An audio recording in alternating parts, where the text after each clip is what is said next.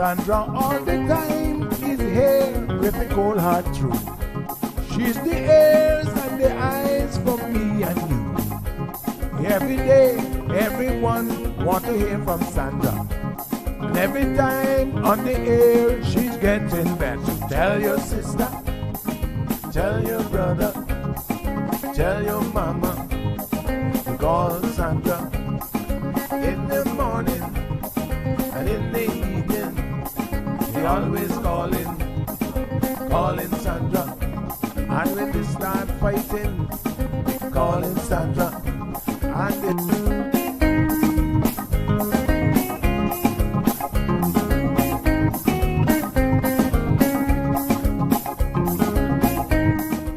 That's right, folks. Everyone is telling their mama about the cold hard truth. Welcome to another episode with more truth-telling, more problem-solving, and of course, more tea spilling than ever before. Sit back, students, grab your tea and turn up the volume because class is now in session. Call in at 936-2626 because your voice matters. Share your opinion on issues that matter the most to you.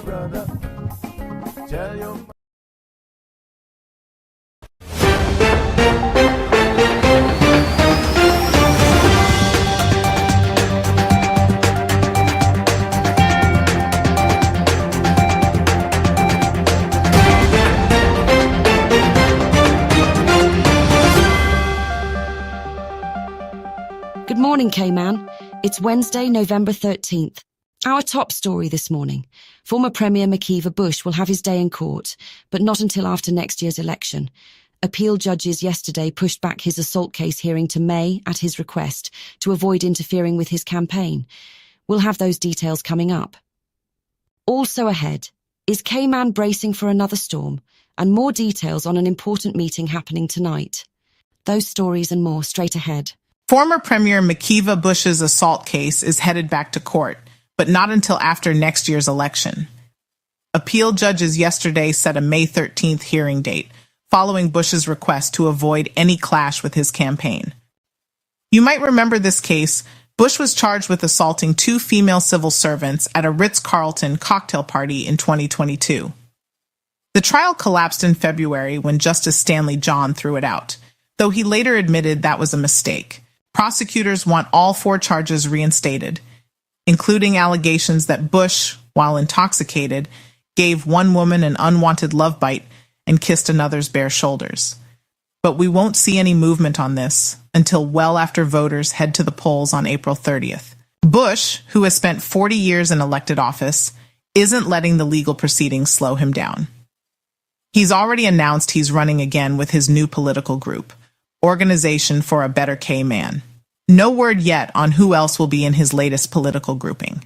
Now we turn to a landmark freedom of speech case headed to Cayman's Court of Appeal. Sandy Hill, content manager for Cayman Mile Road and talk show host, will challenge her 2020 harassment conviction on May 9th next year. The appeals court has already ruled Hill has grounds to fight the conviction, which saw her fined $3,000 and banned from posting stories about local businessman Matthew Leslie. Appeal Court President Sir John Goldring called the case significant for the entire Cayman Islands, saying it raises serious questions about freedom of speech rights. In an unusual move, the court has strongly urged Hill to get legal representation rather than argue her case, emphasizing the importance of getting expert help on media law. A former boat captain is heading to prison for nearly 9 years after being caught with both drugs and an illegal firearm.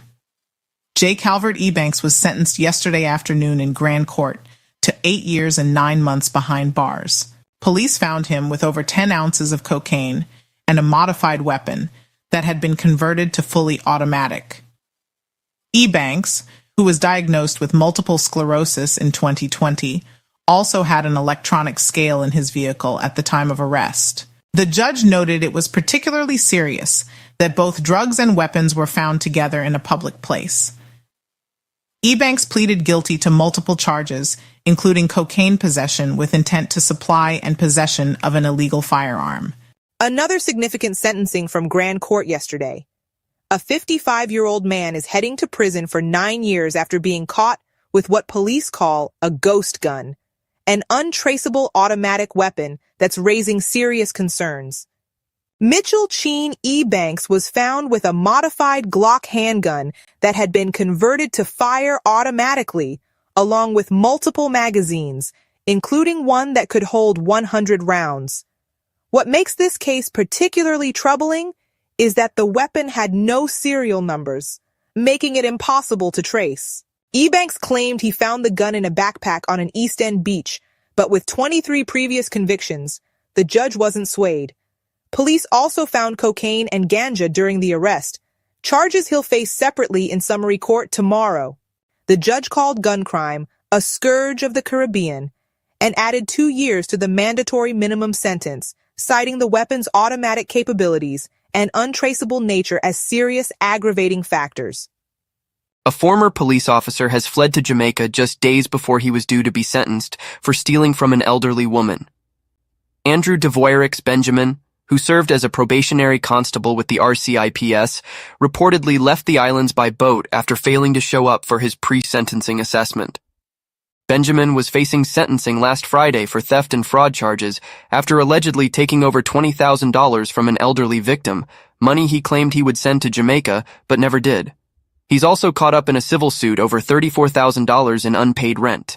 Justice Richards has now issued an arrest warrant and rescheduled sentencing for December 6th, making it clear the court will proceed whether Benjamin shows up or not. A major political meeting is happening tonight that you won't want to miss. 4 former government officials who recently resigned from the UPM administration are coming together to tell their side of the story. Former ministers Andre Ebanks, Catherine Ebanks-Wilkes, and Sabrina Turner, along with former Parliamentary Secretary Heather Bodden, will hold a public meeting called Enough is Enough at the Seafarers Hall in Prospect. It starts at 7 p.m. Can't make it in person?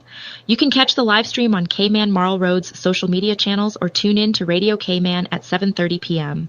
This marks the first time all 4 former officials will speak publicly together about their recent resignations from government. And finally this morning, a bit of good news that shows the power of staying alert and never giving up hope.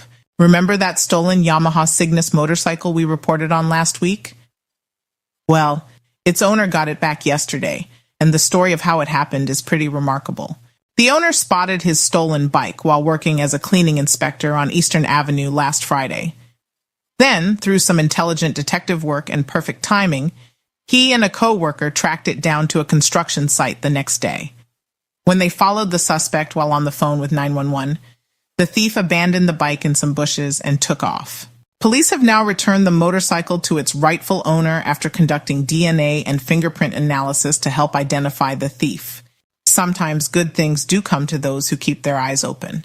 Finally, in weather news, an active tropical wave across the central Caribbean is moving westward, producing showers and thunderstorms southeast of Jamaica. Here's a bit more from the National Weather Service. Good day. I'm Shamal Clark, meteorologist within the Cayman Islands National Weather Service. As of 6 p.m., November 12, 2024, we continue to closely monitor an active tropical wave across the central Caribbean moving towards the west. Currently, this tropical wave is producing disorganized showers and thunderstorms southeast of Jamaica. Showers associated with this system are expected to impact the Cayman Islands from tomorrow afternoon. According to the National Hurricane Center, environmental conditions are favorable for this system to develop into a tropical depression later this week as it moves towards the Western Caribbean Sea. There is still a degree of uncertainty around the system projection and potential impacts on the Cayman Islands. The Cayman Islands National Weather Service will continue to monitor the system and provide timely updates.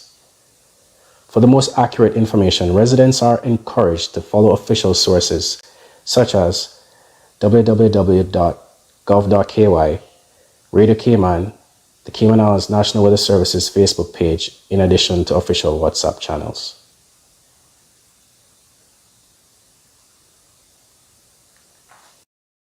Rain associated with this system is expected to reach the Cayman Islands by this afternoon, Environmental conditions could allow it to develop into a tropical depression later this week, though its impact on the Cayman Islands remains uncertain. Keep it locked for more updates. And that wraps up your morning headlines for Wednesday, November 13th. From courtroom drama to political shake-ups, and even a stolen motorcycle finding its way home. It's been quite a news day in Cayman. Stay tuned for the Cold Hard Truth with Sandy Hill. I'm Ada for Cayman Mile Road, where we keep you informed and connected to your community. Have a great Wednesday, Cayman.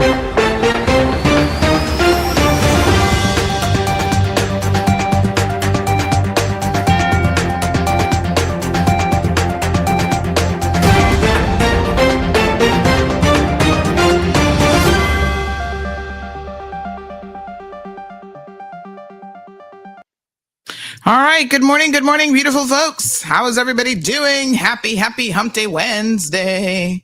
We're here for it. Why not? We got lots to talk about. So let me shout out a few people here this morning, honey child. Let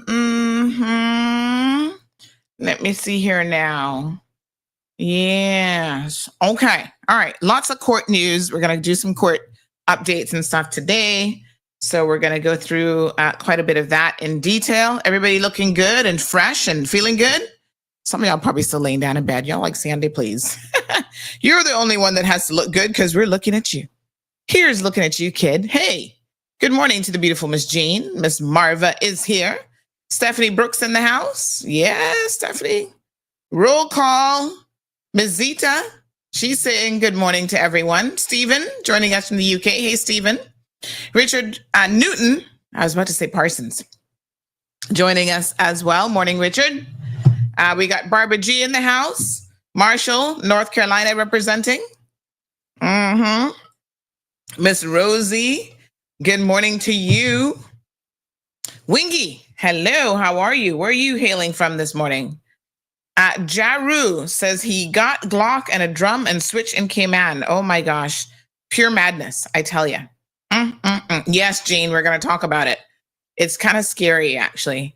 Good morning to Miss Morna. Wee Wee is here. So, folks, in case you missed any part of the news segment, there is a meeting this evening. We will be live streaming it. I know a lot of you were asking the question, and now I can answer the question because yesterday we hadn't quite gotten confirmation yet. But we do now have confirmation that this public meeting this evening, which is going to be held at the Seafarers Hall. If you want to go in person, then obviously you can certainly do so, but we will be live streaming it as well. So we've got Heather Bodden, Andre Ebanks, Catherine Ebanks-Wilkes, and Sabrina Turner, basically the four that resigned almost 2 weeks ago now. We're coming up this week in 2 weeks. They are having a public meeting called Enough is Enough. And they're going to, I guess, give us the details about why exactly they resigned. So make sure you guys tune in early, honey child. Starts at 7 p.m. And it will also be on radio. I understand that Radio Cayman will start playing it at 7:30. For those of you who only have radio access, you can check it out at 7:30 p.m. on radio. But we'll have it live streaming on our platform, so we will be there, and you can see it live and direct. Good morning, buenos dias to Miss Alba. How are you? I'll remind you guys about this again here in a little bit. Let me just see here, honey child. Ooh, what happened to Instagram? Oh, we're having problems streaming to Instagram? Oh, no, you didn't, honey child. Really? Okay, we'll restart the Instagram feed. Not sure what happened there, honey child. But Instagram had a problem. Yeah, I just saw that little exclamation point. I'm like, what happened to Instagram? All right, we'll restart Instagram. Our Instagram folks have been behaving themselves. So, yeah. We make sure that we're over there as well. So let me just restart that and see. I'm not sure what happened over there, honey chill. All right. So yes, that meeting is going to be held this evening. Good morning to Miss Alba. Buenos dias. So I'm doing a lot of spring cleaning. I'm well aware it's not spring. Somebody said to me yesterday, we're in November. How is that spring? It's just, we call it spring cleaning. And let's be honest, here in Cayman, is it not practically spring all the time? I mean, I always feel like it's spring around here. It's summer and spring. And Gigi yesterday was like, oh, Mom, the sun is so hot. I'm like, child, you're born in the Caribbean, so you got to learn how to just deal with it. Unless you're planning on moving to some cold climate place. But yes, spring is what I'm calling it, spring cleaning. So I'm digging out drawers, and I did my closet before I went away. That was a big decluttering. And I've now done the shoe closets. So I've done all the shoes. And next up is the toiletries and medicine cabinets. Yes. So I'm going to do those. I was actually looking for an allergy tablet last night. And medications expire, folks. That's why you got to do those every once in a while. And then you realize that when you need something, all you've got on hand is expired medication, which isn't good. Sorry, Instagram folks. I'm not sure what happened, but we restarted it. Tell her don't move over here, says Ron. I miss Cayman. I hope to come back someday, says some other name. Ilu. Where are you guys at? Where do you live? It's cold. Where are you? Yeah, you never appreciate what you have until you no longer have it. So I told her, listen, we got the Caribbean sun and heat, but then we got nice air conditioning. So, you pay for it, but, crank it up a little bit. Hottest year on record again. Ooh, honey, yeah. What to do. So yes, the decluttering continues. I did the office yesterday. So I went through all the office cupboards and took stuff out. I was like, ooh, I don't need this anymore. And I have a whole, hold on, let me take a picture of it. I have a whole container full of organizers, books. I'm going to show you guys the pictures. I've got financial organizers, calendars. I like to buy these things, but God knows I'm really not using them like I should be, because clearly I wouldn't have a whole container full.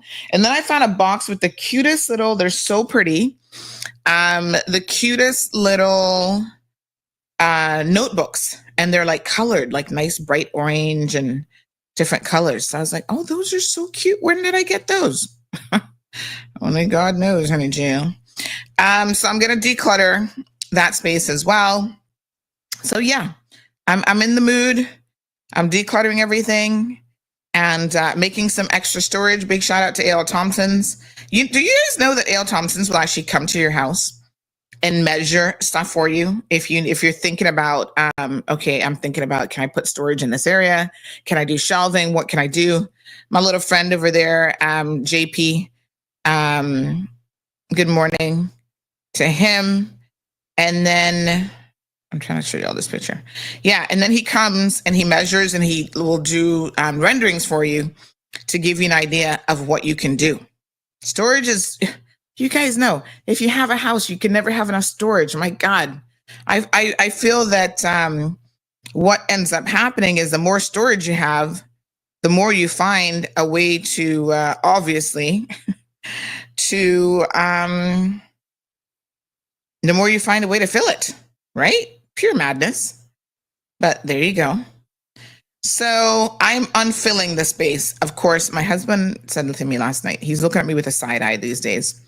He's like, yeah, you're unfilling it, but I have a sneaky suspicion that means you're just making room to buy more stuff. And I kind of looked at him and thought, well, what else am I going to do with space? Of course, eventually it's going to get filled with something. He's just like, why? All right. So check this out. I'm going to show you guys these beautiful notebooks. They were still in the box. The box wasn't even opened. And I was thinking to myself, where did I get the box from? I can't even remember. Oh, Lord. It ain't good when you can't even remember where you got it from, honey chia. But anywho, the important thing is we are decluttering.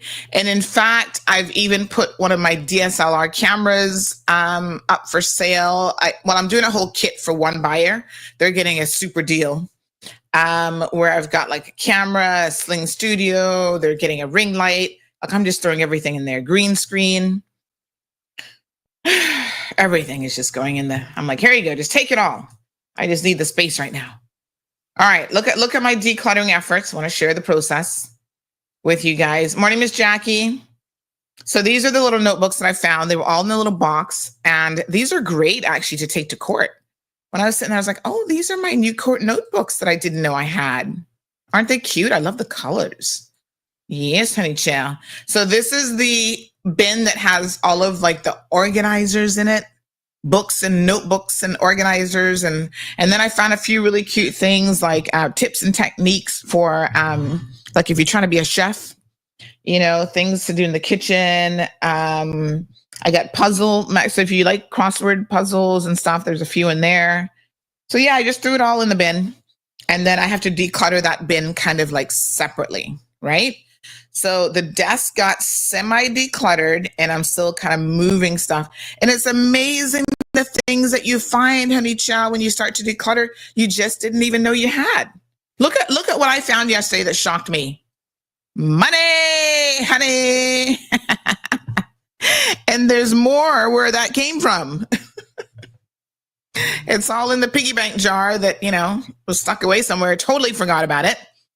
So I'm going to make Gigi, I promised her yesterday that I'm going to make her count the money.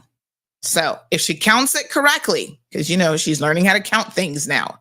So if she counts it correctly, we're going to do it anyway, but we're going to allow her to put this in her savings account. She's got a student saver. Please get your children a little student saver account. The thing is this, in this day and age, children don't get to have as much hands-on with money as you think, right? I swore for the first 5-6 years of this child's life, she didn't even know that money existed. Because she's like, oh, just give them, like we'd go to the store and she wants something. I'm like, nope, I don't have any money. She's like, just give them that card. I said, oh, wow. This kid is growing up thinking that things just happen, like magic happens because of that card. And I'm like, that card is linked to a bank account. She's like, what's a bank account? I said, oh, Lord, have mercy.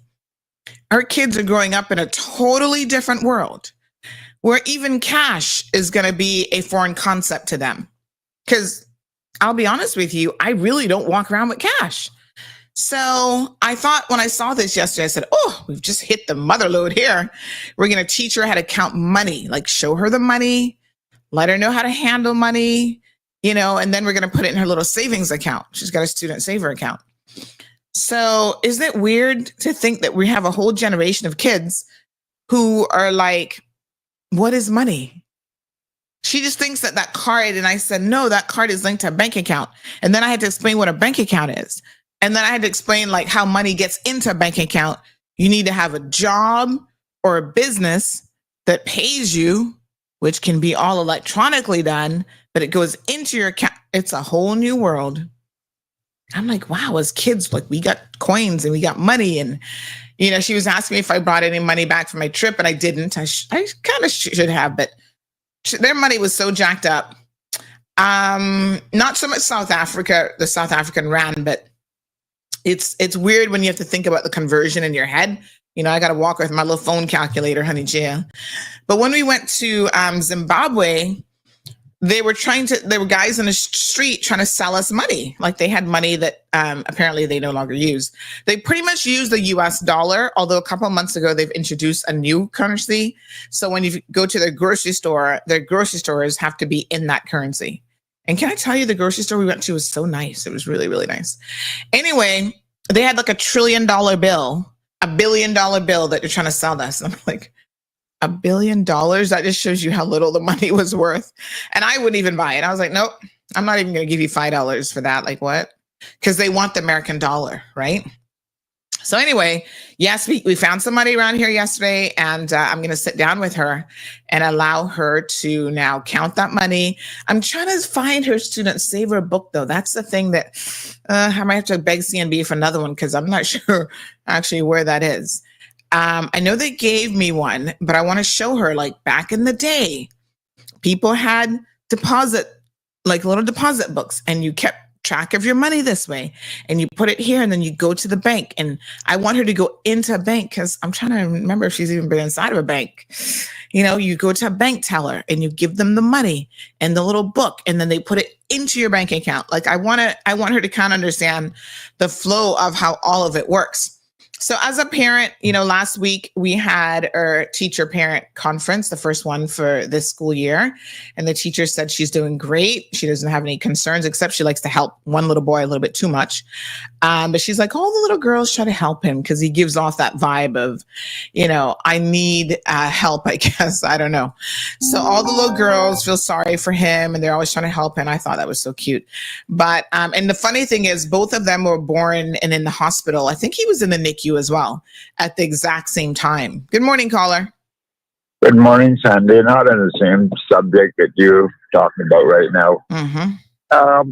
I got people asking me, I don't know what to ask me. They should ask you, why is it that the Kathy and Sabrina and them are having their political meeting or clarification meeting after the seafarers? Mm-hmm. We're going to come to that in just a second. How about I have an answer for you? Okay, I appreciate it, because people are saying they're not from West Bay, and they're not coming to the seafarers. A lot of them are not coming to the seafarers or they got stuck in traffic. And I won't be going there as well.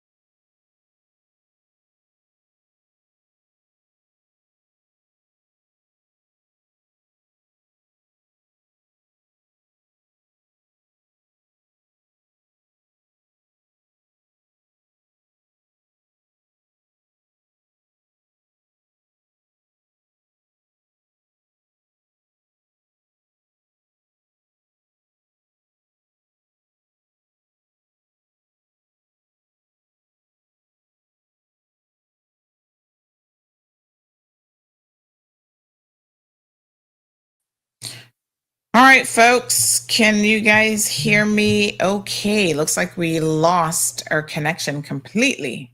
OMG. Let's play some music so we can get radio back on. But yes, major tech issues. Everybody's gone in 2 seconds. Y'all like, honey child, we got something else to do. All right, hold on. Coming through. Got me sweating this morning. Like, what on earth is going on? Hold on 1 second here, folks. Let's play some music so we can get things going again. My apologies to everyone. Recover Personal Injury Attorneys, helping injured people get what they deserve. Did you know that insurance companies have lawyers that represent their interests? Before signing and accepting any settlement, know your rights. Call us today for a free consultation at 924-9999. That's 924-9999. Recover. Your personal injury attorneys are on standby to assist. Crichton Properties is one of Cayman's most trusted real estate companies for over 50 years. We offer a diverse selection of property listings and help our clients navigate the world of buying or selling their properties with confidence. Crichton is a name you can trust with our excellent customer service and family-friendly touch. Contact us today to list your home, land, or condo for sale by calling 949-5250 or email info@crichtonproperties.com. Crichton Properties, a trusted Cereba member. All right, beautiful folks, we are back. Wow, that was weird. Don't know what happened. It froze and then everything went off. and I had to restart everything. Pretty weird, but modern technology. When it works, it's beautiful. When it doesn't, well, not so beautiful. All right. Don't know what to say. Instagram seems to still be having some issues. Maybe I just leave Instagram alone today, because that's when I first noticed something earlier. And I don't know. I'm not saying the Instagram feed impacted anything else, but is Facebook back? Because now it's saying it's having issues streaming to Facebook.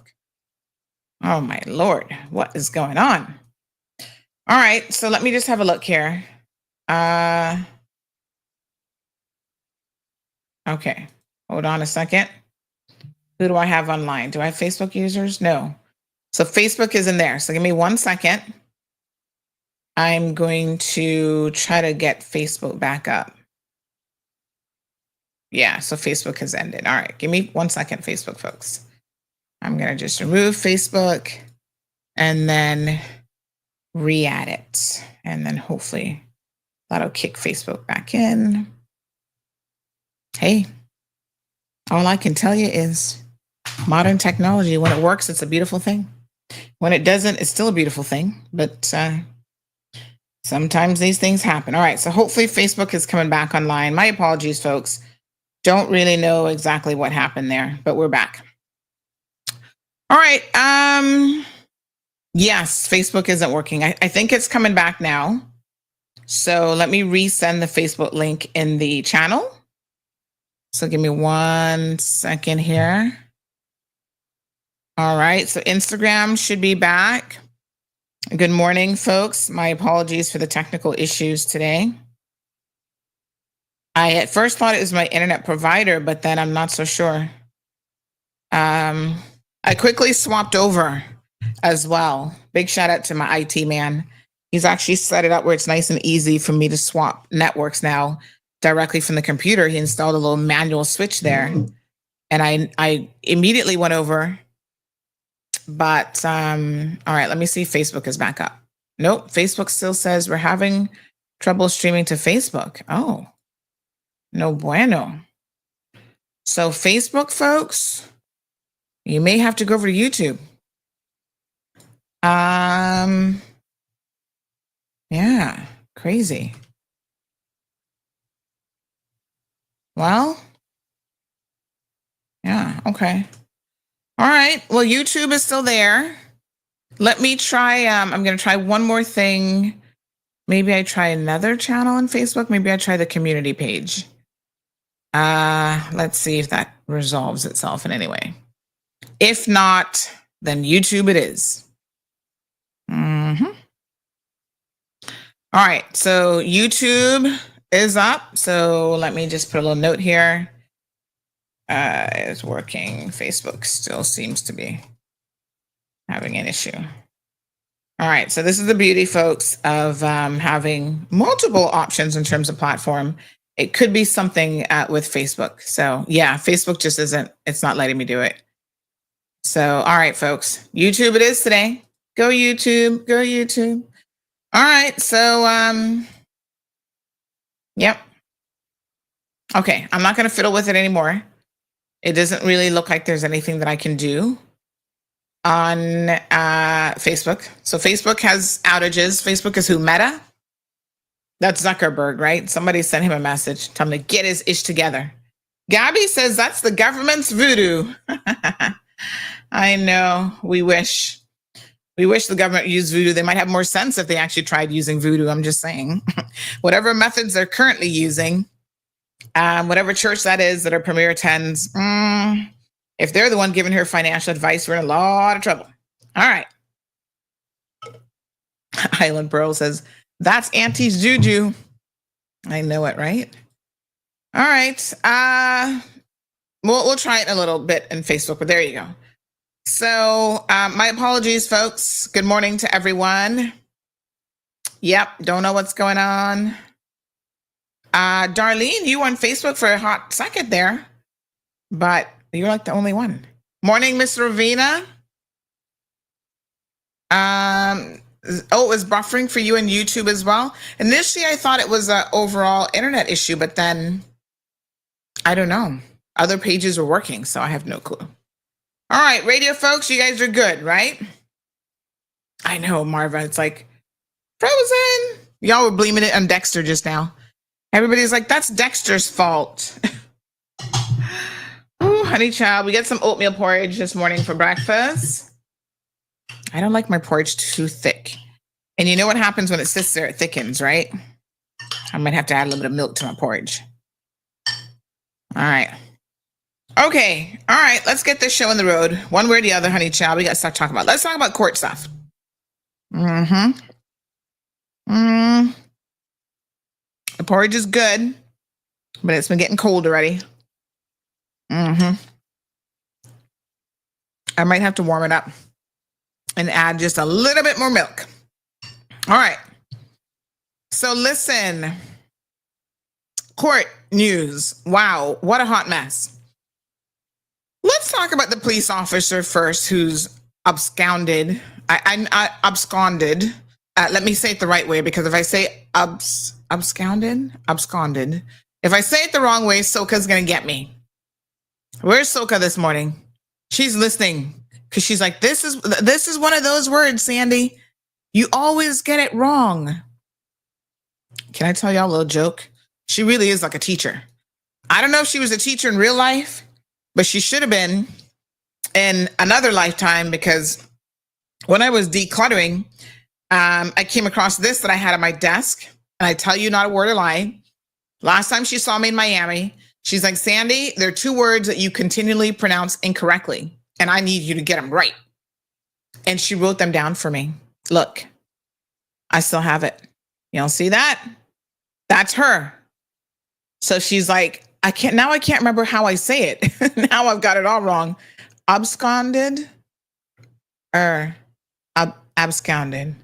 I don't know. Abscond. I don't even know what I'm saying now. But those are 2 words that she's like, you're always getting these words right, and I need you to work on these. Now she's got me all confused in my own head. But I kept her little note so I could be conscious of how I'm mispronouncing it. Now I can't even remember. Oh my God. There you go. You got to just let it roll off your brain or whatever. Anyway, however I've said it, if it's wrong, then say it the other way. Okay? That's all I can tell you. Abscond or abscond. What is it that I say? Anyway, she's upset over those 2 words. So get it together. So he's left the jurisdiction. let me put it in a phrase that will make it clear for everybody. He done ran away. Him run off. Yes. Him thief in the night. Is that any better? Are we crystal clear about what we're talking about here? So he ran off, folks, and well, honey child, all I can tell you is he ain't coming back.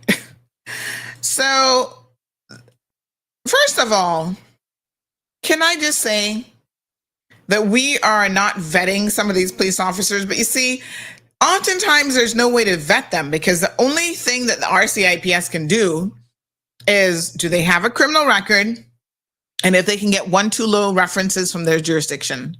And as we can see, we've hired UK officers that had a big, salacious, scandalous background, even made it all the way up to the top of our ranks. And they came with a history of, they were involved in this internal investigation, that made you look suspicious at them.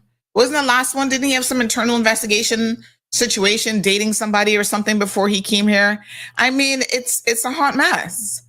Even the prison director, wasn't there something with a former prison director from the UK? So Jamaica is definitely not going to be an exception to the rule.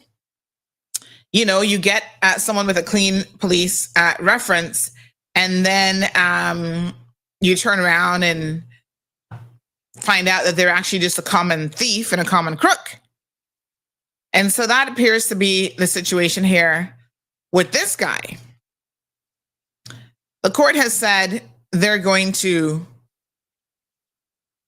move forward with his sentencing in December, regardless of whether he's here or not.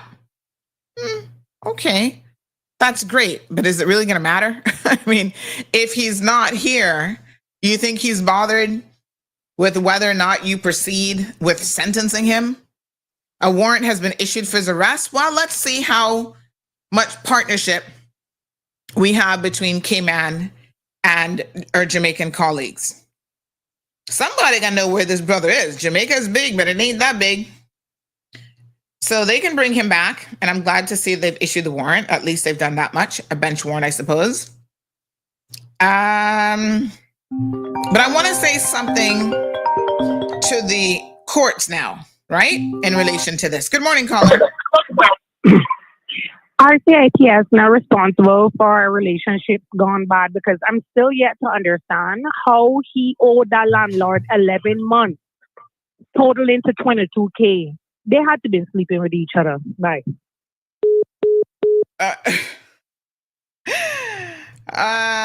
Well, I don't know who's sleeping with who in this situation. What I do know, and I mean, I can't speculate about that in lieu of anything else. I guess some of y'all will sit down and allow someone to owe you that kind of money without actually collecting your money. I have no idea. I have no idea. So, but that's not what he's in court for. That's a civil matter. This man is in court for actually taking money from a woman, from an elderly lady, and basically stealing her money.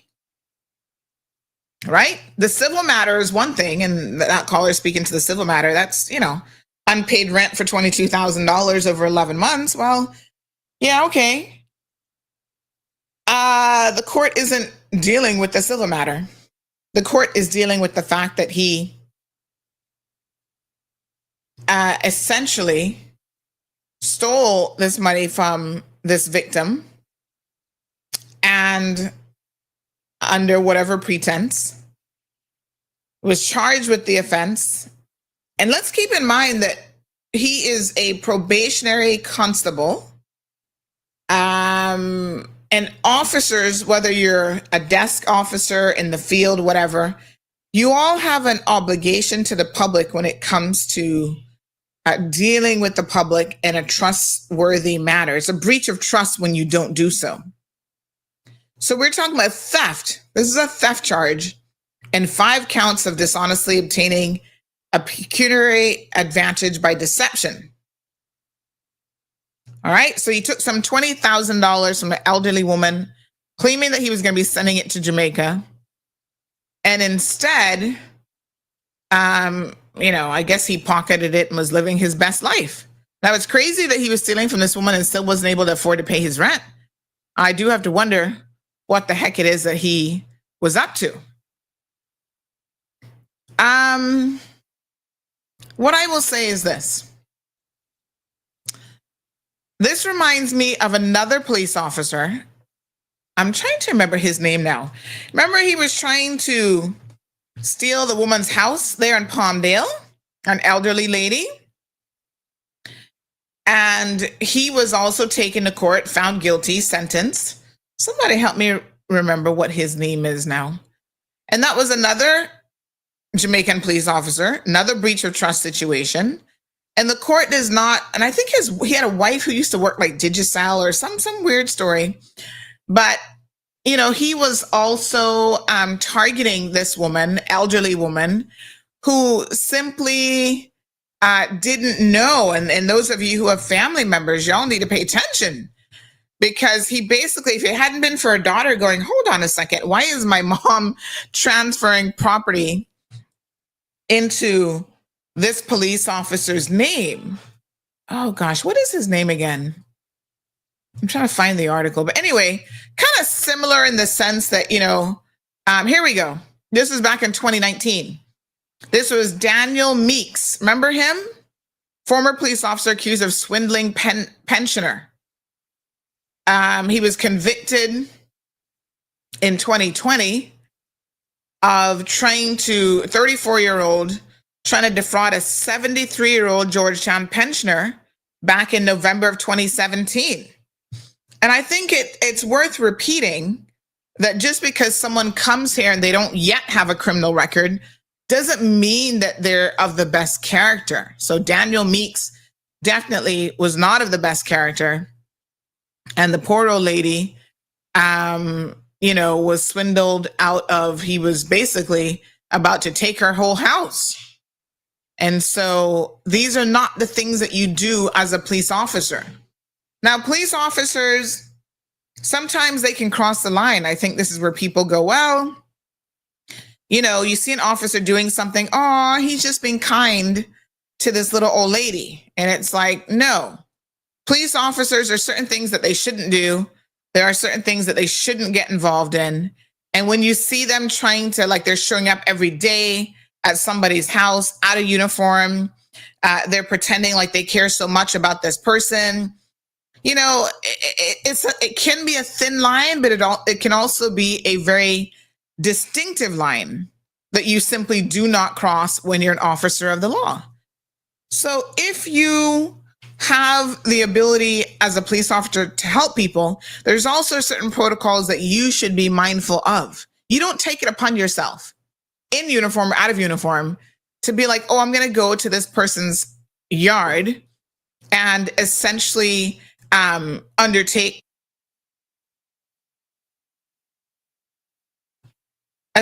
talk about how you're going to undertake their care, especially if they have family members. But even if they don't have family members, reach out to DCFS, reach out to all of the official and available resources for them to be able to do that.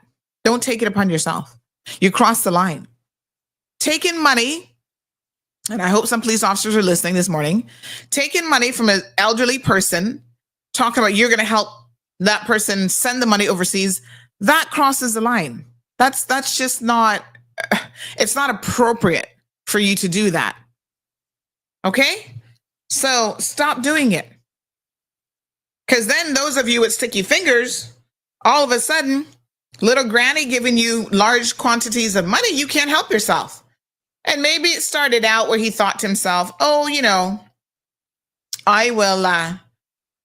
I'll just borrow a little bit of money, but I'll soon pay it back.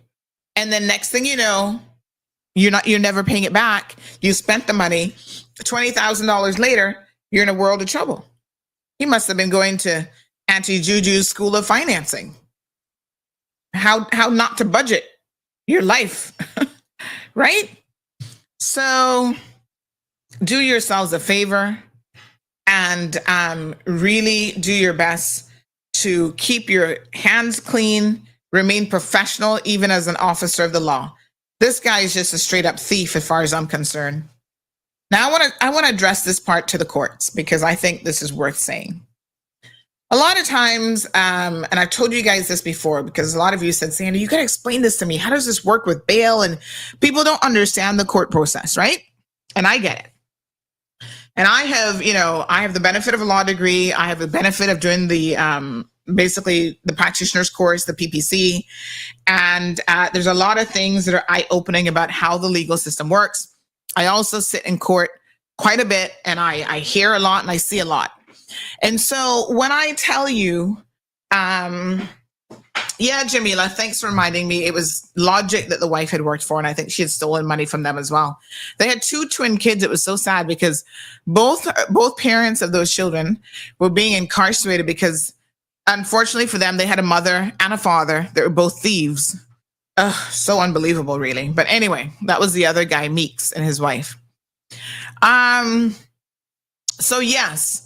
At the end of the day, you have a situation here where the courts need to get a little bit wiser as well.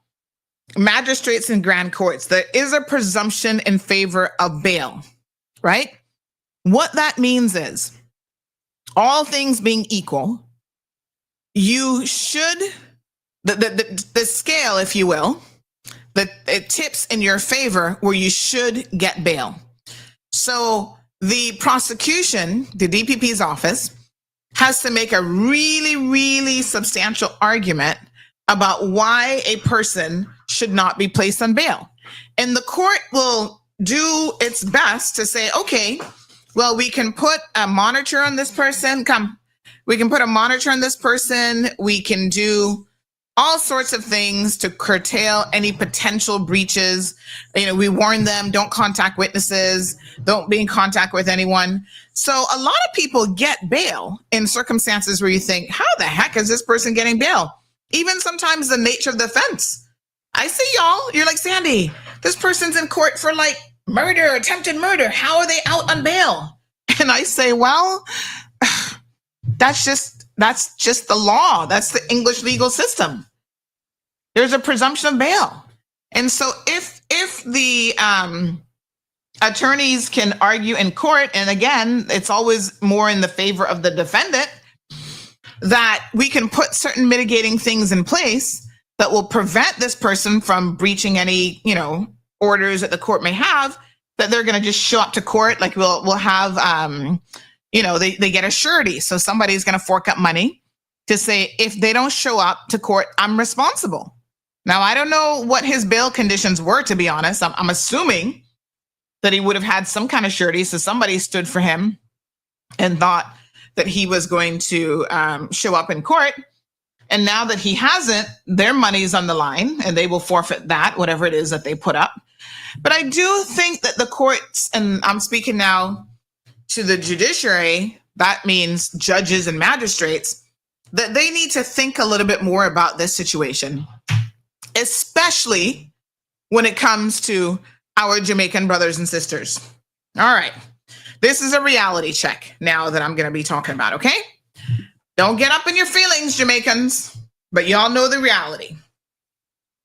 If you just live 45 minutes away by plane, and how long is the journey, by the way, to go on a canoe boat, one of those little boats from Cayman to Jamaica, or even Cayman to Honduras? Because Honduras, to me, falls in the exact same category as this.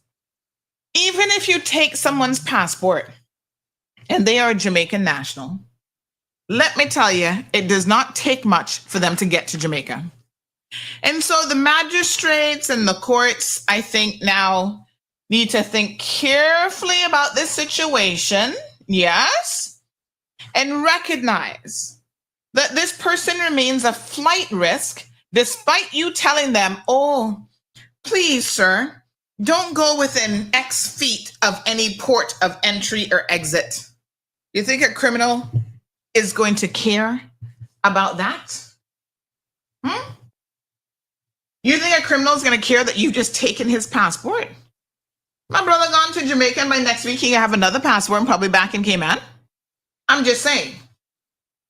It's so easy. So my understanding is, and I'm certainly no expert in this area, so if you know more, by all means, feel free to join the conversation. But I understand the going rate is a couple $1,000s. About $3,500, $4,000 will get you a round trip between Cayman and Jamaica. And that's how these people bring in the drugs. That's how they bring in the guns, the ammunition, the untraceable guns, all of this foolishness into this jurisdiction on these same boats.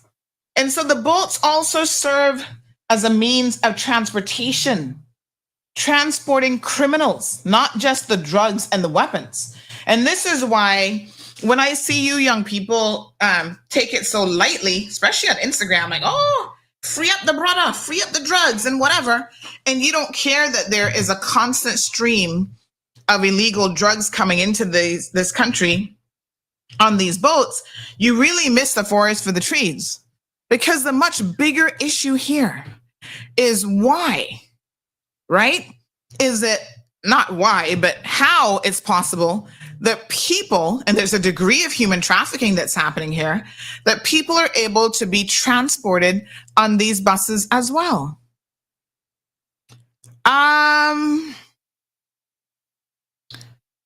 Oh, these people claim that they resolved my issue. I don't know about that.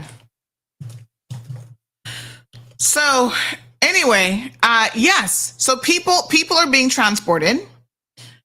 Guns, drugs, everything that they can possibly fit on one of those boats comes in transport as well. So he's gone. He spent the money. The other one that they're looking for murder, I wouldn't be surprised if he's gone on a boat too. Right? The boats are coming here with a degree of frequency. And my understanding is you just book your boat. Like you know, it's like booking a cruise. Like, okay, these are the dates. This boat is coming in at this particular time. I don't know if you guys saw the other day, someone sent me a copy of a picture of a boat that was stolen in Jamaica. And they said, Sandy, can you post this on your platform? Because these are the boats that are coming to Cayman. I think was it Portmore? I think it was maybe the Portmore area. And the person said, let them know, let the Cayman authorities know that this boat has been stolen. So the chances are that it is already en route to Cayman. And, it's bringing people, it's bringing drugs, it's bringing whatever. This is something the magistrates need to pay attention to. And let me be very, very clear. A large number of our officers, I'm trying to just find this picture here that the person sent me of the stolen vessel. I did post it, by the way. But our magistrates and our judges, who a large number of them are Jamaican nationals, they need to wise up a little bit. And they have got to stop, and I mean literally stop, allowing people to get bail knowing that they're more of a flight risk because they're from Jamaica and because they're from Honduras. And jumping on a boat is apparently a very easy thing to do. Now, they're probably sitting there. I don't know if they listen because a lot of them are not really that connected to the community. They sit in their little judges' chambers and, they put on their little robe and they're clueless about the realities of the world out here, outside of what they get before them in court. And that's unfortunate. Because a reality that they need to be aware of is giving somebody bail conditions, taking their passport, which means, yes, they can't get on Cayman Airways and fly to Jamaica, doesn't mean that it's any more difficult for them to jump on an illegal boat and get to Jamaica. So, why do we keep giving these people bail, knowing that they are an added flight risk? It's a question. And it's one that I'm now saying perhaps the courts should spend a bit more time paying attention to. DPP's office. Y'all need to pay attention as well. Because what you should now be doing when you go to court and you are making an argument in relation to whether or not someone should get bail, y'all need to speak up and say, Your Honor, with all due respect, you say that this person is not an extraordinary flight risk, but we cannot agree because there have been recent cases that have proven, yes, that these people, by the very nature of the proximity of Cayman to Jamaica, are an extreme flight risk. And they can get there in 2 twos. It's not going to take very much. Anybody in the DPP's office paying attention? Again, most of them are actually Jamaican attorneys. So y'all need to start putting this as a viable argument. Now, normally the court will look at the specifics of that individual when it's considering their bail conditions, but you have to, in my humble opinion, ask the court to look at the realities of what is actually happening in the community. Easy access to a vessel to leave, regardless of the fact that you have no travel documents, you have no passport, you have nothing, should be a serious consideration. Now, the situation with the murder case, that's a little bit different because he hasn't actually been apprehended yet. So he's not been before the courts. Now, if they happen to find him in Cayman, can I give them a bit of advice? Don't give this brother bail if he's still here.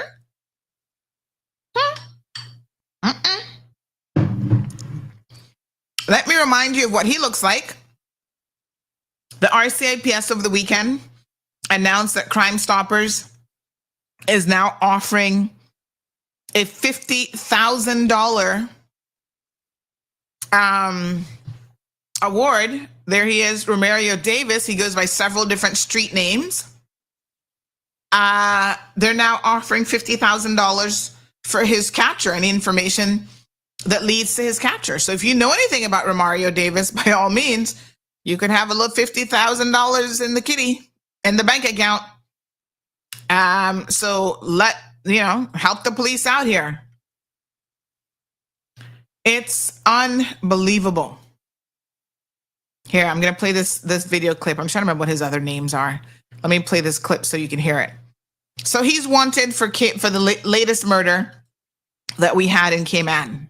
The Royal Cayman Islands Police Service has announced a significant development in their ongoing manhunt.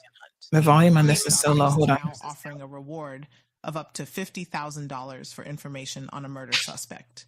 Police are searching for 34-year-old Romario Davis in connection with the murder of Jason Johnson. That homicide occurred on October 27th in Georgetown. Davis is described as 5 feet 11 inches tall, with a dark brown complexion and short black hair. His last known residence was in Newlands, though he's also known to frequent Webb Road in Georgetown. Police warn that Davis, who goes by several aliases, including Mario Davis, Romario Brown, Barrooks, and Bar Roots, should be considered armed and dangerous. The public is strongly advised not to approach him. Law enforcement officials also remind the public that harboring or assisting the suspect is a serious offense. Under the Police Act, anyone found obstructing justice or preventing his apprehension could face a $5,000 fine, 2 years imprisonment, or both. Anyone with information on Davis's whereabouts is urged to contact the Major Incident Room at 649-2930. Anonymous tips can be submitted through the Cayman Crime Stoppers website or by calling the RCIPS confidential tip line at 949-7777. For your safety, if you spot the suspect, do not approach. Call 911 immediately. The Royal Cayman Islands Police. All right, so folks, they say that he is armed and dangerous, and that if you see him, just call 911. Crime Stoppers, again, offering a $50,000 reward for the capture of this alleged murderer, right? Now, I don't know where he is. They say he hangs out in Bodden Town, and he's known to hang out in Bodden Town, but I guess, Cayman, he could be anywhere at this time, hiding out. If you know where he is, help the police. This is where the good citizens of this country, the good residents of this country, if he's here, someone has to be helping this man. He can't stay hidden forever. At some point, the brother gonna need a meal. He gonna need a little shower. He gonna need something, some mosquito repellent, something, in order to continue living in, whatever bushes or outhouses or wherever it is that he's living. I suspect he's making plans, if he hasn't done so already, to leave the Cayman Islands as quickly as possible, because he can return to Jamaica, 3 million people. He disappears in any little town in Jamaica, never to be found again. So we got to think carefully about this. We've got criminals who come in from certain jurisdictions that have the benefit of being able to leave this country a little bit too easily. The Americans, they can't normally get on the boat and go anywhere. Yeah? They got to get on a plane to get the heck out of here. So normally confiscating their passport is enough to kind of stop them dead in their tracks. Not so much with people from Honduras and Jamaica, and I don't know what other Caribbean islands, but I would say those two are definitely the highest risk. All right. We'll see if they ever find him. In the meanwhile, the Jamaican authorities, I guess, have been notified of the other guy, the officer that has since left the jurisdiction, that they're now looking for. $50,000 reward being offered for the arrest of murder suspect Romario Davis. What a hot mess. Cayman Action Committee says kaboom. All right, let me find my kaboom button. Hold on, honey, chill. Let me see here now.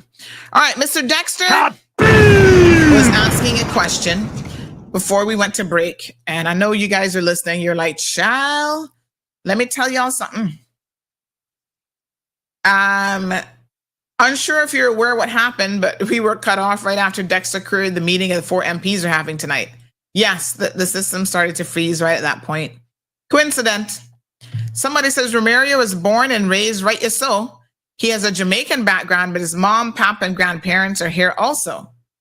Oh, okay. Well, I guess that makes him less of a flight risk. Not entirely, because as long as he's got Jamaican connections, anything's easy.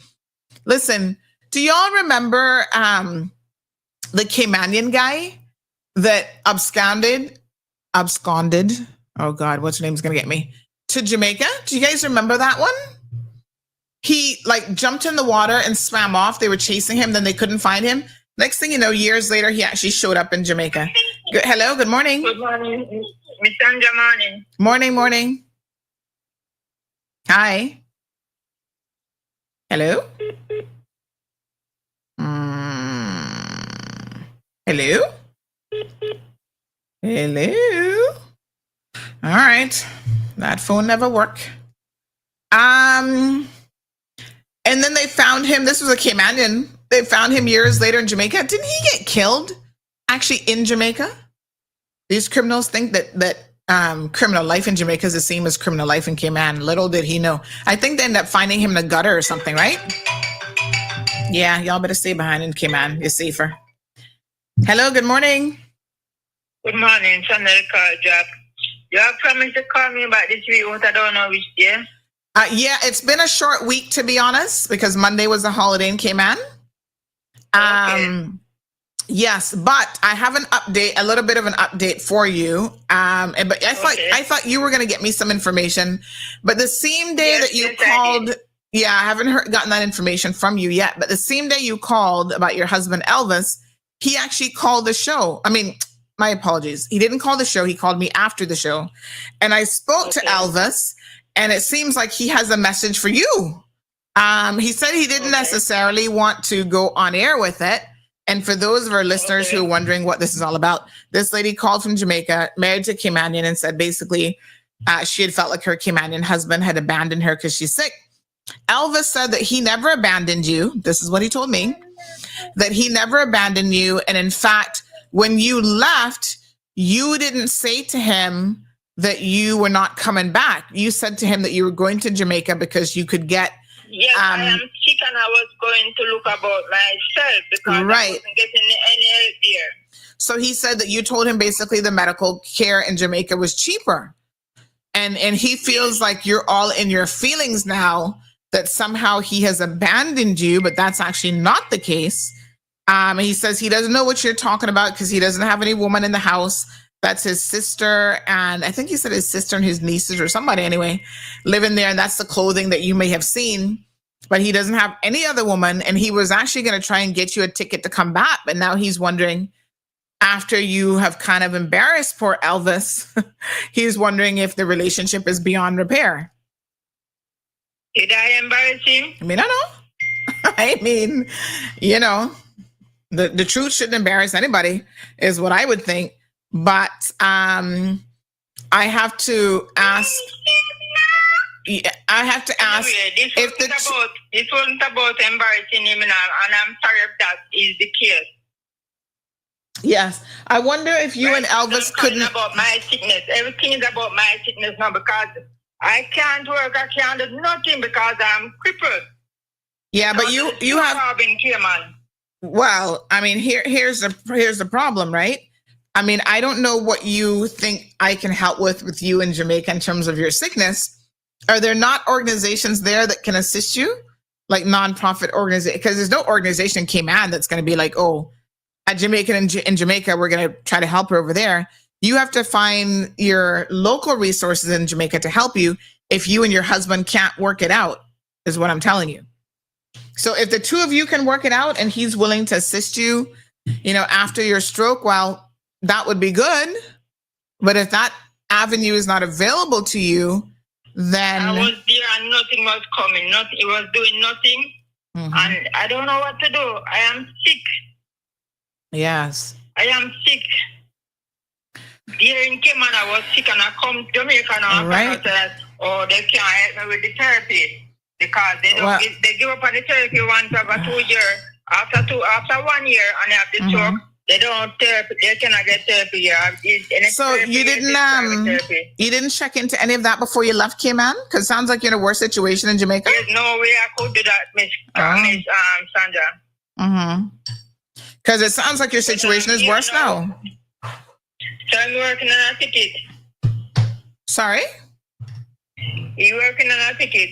Who's working on a ticket? Elvis. I don't know. He said he was until he heard you, talking about him on the radio. Now he's like, oh, Lord, phone cut out again. Elvis thinks she ungrateful, so I don't know. I think she might have to call Elvis. And the two of them are going to have to talk this through. You know what I'm saying? I mean, Elvis is her man. She said they've been together for a while. She must be in a position to know how to reach Elvis's little heart. He's like the Grinch. The heart will grow bigger. Maybe if you talk to him and you guys try to work it out. I don't know. Good people, please remember you're married for sickness and in health. How does it go? In sickness and in health. So in other words, the good, the bad, you got to stick with people. If you claim you love them, you can't just discard them. But anyway, Elvis says, Miss Sandy, the story don't really go so. And listen, I'm in nobody's bedroom or their house to swear for no sort of situation, unfortunately. So I can't swear for nothing. I just go, okay, you tell me this, next person say this, and we try and figure it out. Trying to sneak a little oatmeal in.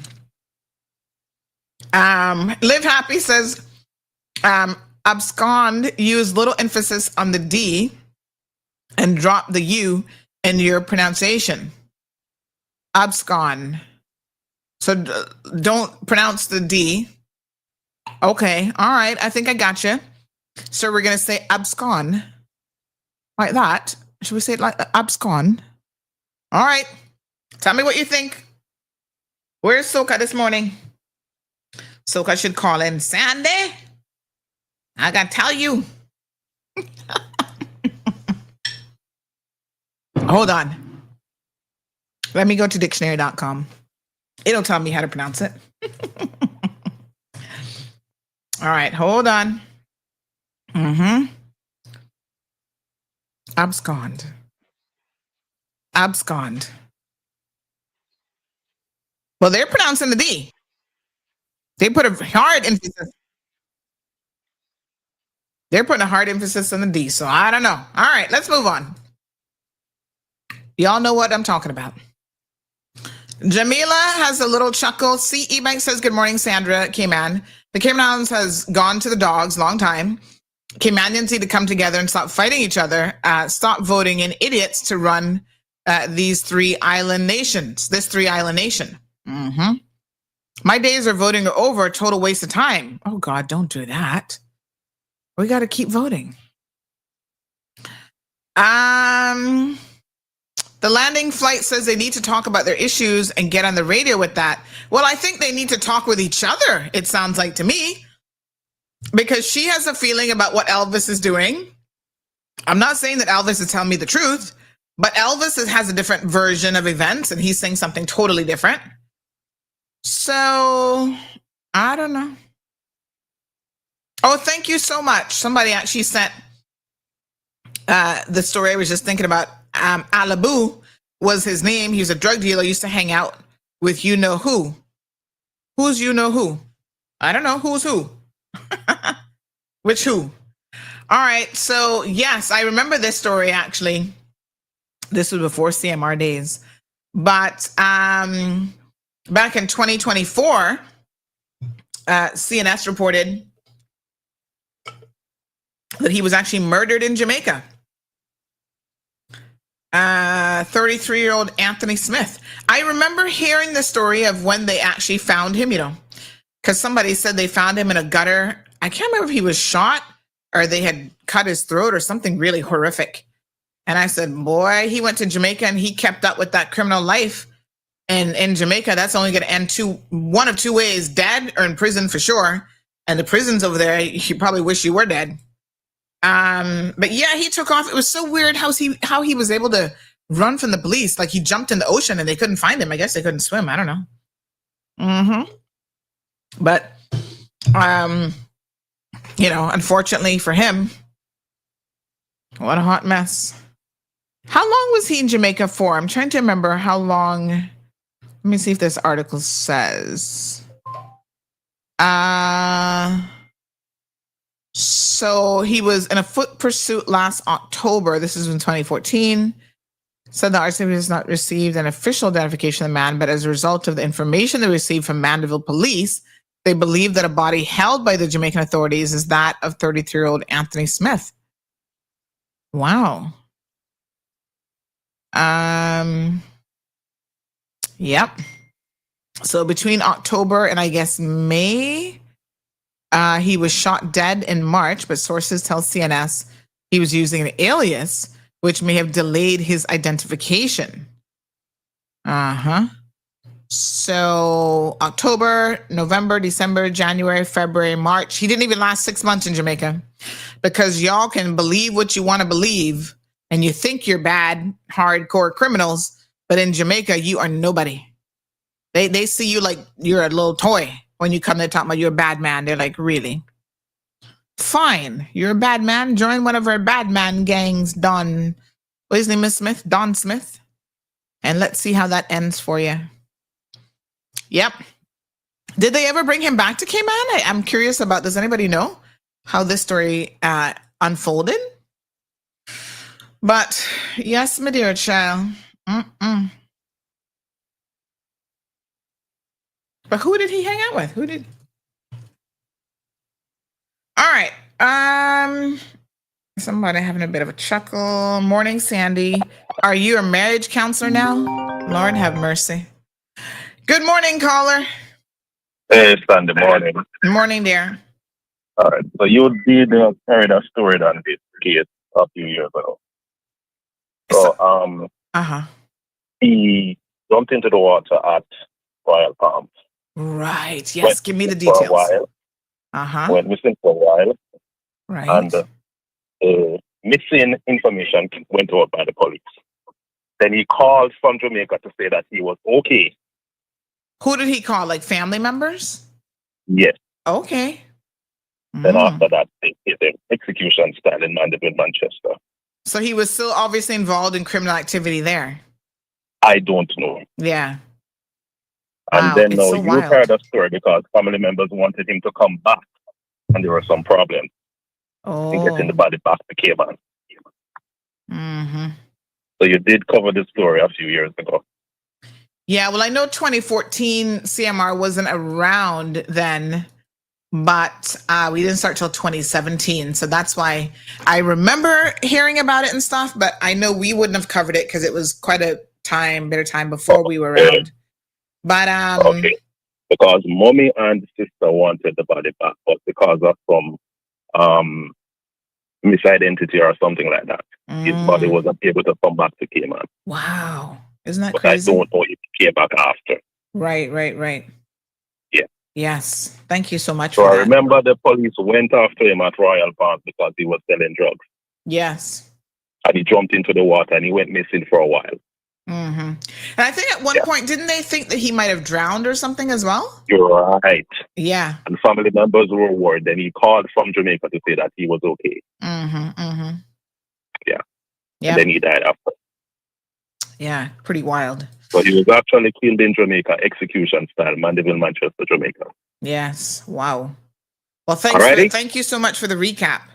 All right. I appreciate it. All right. Sure. Yeah, sometimes you can't remember, you like vaguely remember things, but yeah, thank you so much, sir. Appreciate that. Yeah, unfortunately, he didn't last too long in Jamaica because, like I said, I suspect Jamaica is a totally different ball game. All right, let's talk about some other court cases. A couple of Caymanians were in court yesterday being highlighted. One guy is a former boat captain. His name is Jay Calvert Ebanks. Who is he? Was this the older guy? One of these guys, I was surprised at how old he was. He was like 65 or something in his 60s. I'm thinking, at that age, you are still dealing with this whole mess of a situation? Like, are you for real? Anyway, this guy has been around for quite some time. He has had a lot of court cases over the years. In fact, I was able to go back in the archives and find that Carol Winker reported on him back in 2017, where he got a 10-year sentence for bullets. And then the judge in that case said that it was clearly unlawful, and he got 10 years. So this dude is just not capable of learning, is what I suspect. I mean, at some point, it's like, come on, dude, you've already spent, you got a 10-year minimum sentence for ammunition. And then, here you are again, being caught up in further things. So the court heard that he worked as a boat captain. He was sentenced this time to 8 years and 9 months in custody after pleading guilty to multiple drug offenses and possession of an illegal firearm. Now, the thing that kind of made this one interesting this time around is apparently he is he actually has MS. So he has been diagnosed some 4 years ago with multiple sclerosis. And he only had, I don't know in terms of ounces how much this is really. When somebody says 10.15 ounce of cocaine, I don't know. That doesn't sound like a whole lot, but I'm the worst person when it comes to measurements. Like I need to pull out my little, measuring stuff when I'm cooking. So I'm not the best person to tell you what that really is, but it doesn't sound like a lot. Ounces, it's not pounds, obviously. Anyway, smaller quantities of cocaine and ganja. It's not the drugs that got him in this sentence, really. But he had an unlicensed firearm that had been converted from a semi-automatic, listen to this now, to a fully automatic with ammunition. And of course, he had the other possession charges. So the judge said that there was a number of aggravating factors in this case. And they did a whole social inquiry report on his background and said that, he'd been employed for the past 3 years as a boat captain. He'd even started his own company, making, decent money. And the judge is like, yeah, that all sounds great. But we need to think about, the seriousness of weapons in our community. 4 offenses, 8 years for the unlicensed firearm, 8 years, 9 months for cocaine possession with intent to supply, because he actually had like a scale and other things. It wasn't just that he's a user, it's that he was actually supplying other people. That's a much more serious offense. 2 years for cocaine possession, 1 year for ganja possession. All of it's going to run concurrently. And the court obviously offered the forfeiture of all the drugs and the firearms. And yeah, time in custody will be deducted. The funny thing about this is he is said to be at medium risk for reoffending. I don't know how the people who did the social inquiry report came to that conclusion. But honestly, someone who's already spent gotten 10 years for ammunition possession and then basically turned around and do the exact same thing again a number of years later, there is no way that in my mind, you could write a report to say that he's at medium risk for reoffending. At this point, I would have thought he's at extremely high risk for reoffending. That's crazy. That part of it surprised me a little bit. I'm like, what? This guy got a 10-year sentence before? And here he is again? And y'all talking about he's at medium risk? I don't think so. Anyway, it's a hot mess. All right. Okay. Let's move on to the next one. Somebody says 10 ounces. Ole. That's 6 ounces, less than a pound. Okay. He's a supplier though, right? So I guess he got to be cutting that up and sharing that with everybody. I don't know. All right. So the other guy who got sentenced yesterday, this one was a bit more concerning. I'm going to tell you why. Because similar cases in a way, even poor Renee, she was confused when she was taking notes. She's like, are these two guys connected? And I said, no. She said, oh, because it's like almost the same case. So this one involves Kamanian Mitchell Shane Ebanks. He spells it Chean, a very unusual spelling. This one is 55 years old, sentenced to 9 years imprisonment in Grand Court yesterday for possession of a submachine gun. Shocker. What made this even more interesting is it's a ghost gun, multiple magazines, including a magazine capable of holding 100 rounds. Like, whoa. This is, dude. No, sir. This concept of a ghost gun, which basically means that it has no serial number, is concerning. Now, I don't know, but this is a very likely possibility. Ghost guns, according to online sources, are unserialized and therefore untraceable firearms that are put together by components purchased either as a kit or as separate pieces. It's like assemble your own weapon. This got me to thinking about the difficulty also with modern technology that the police are facing when it comes to people who can print a gun. Now, listen to me. This whole 3D printing thing, I have not been able to wrap my brain around what that meant until more recently. The last time I was in Miami, I said to myself, Marlon wanted to go to a computer store. And I said, all right, he tolerates going to the shoe store with me. So I have to put up going to the computer store. I said, okay, let's go to the computer store. There's a new one in Miami called Micro Center that he was so excited about the fact that they were opening. And he really wanted to go. I said, okay, no problem, honey child. Let's go. And in there, I got to witness for the first time what a 3D printer, like in real, conceptually, I was like, okay, but my eyes needed to see it. Let me tell y'all something. It's exactly what, it's a printer that prints a thing. You can print things. It's just so weird. I don't know how else to tell you this, but I actually took some video footage. I'll show you guys. It is the most bizarre thing because, as technology evolves, our ability to even believe our eyes is going to be, so this was September that I was there. Our ability to even believe our eyes, the things that we're looking at, believe what we're hearing, is going to be tested. Let me assure you of that.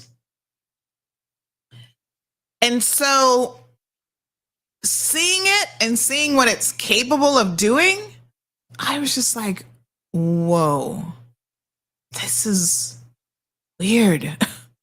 I mean, okay, now I see it. It can print physical things. He was thinking, oh, we should get one of these. And I'm like, what's the use case for it? Why? Well, apparently kids in the States, they're starting their own little businesses with 3D printers.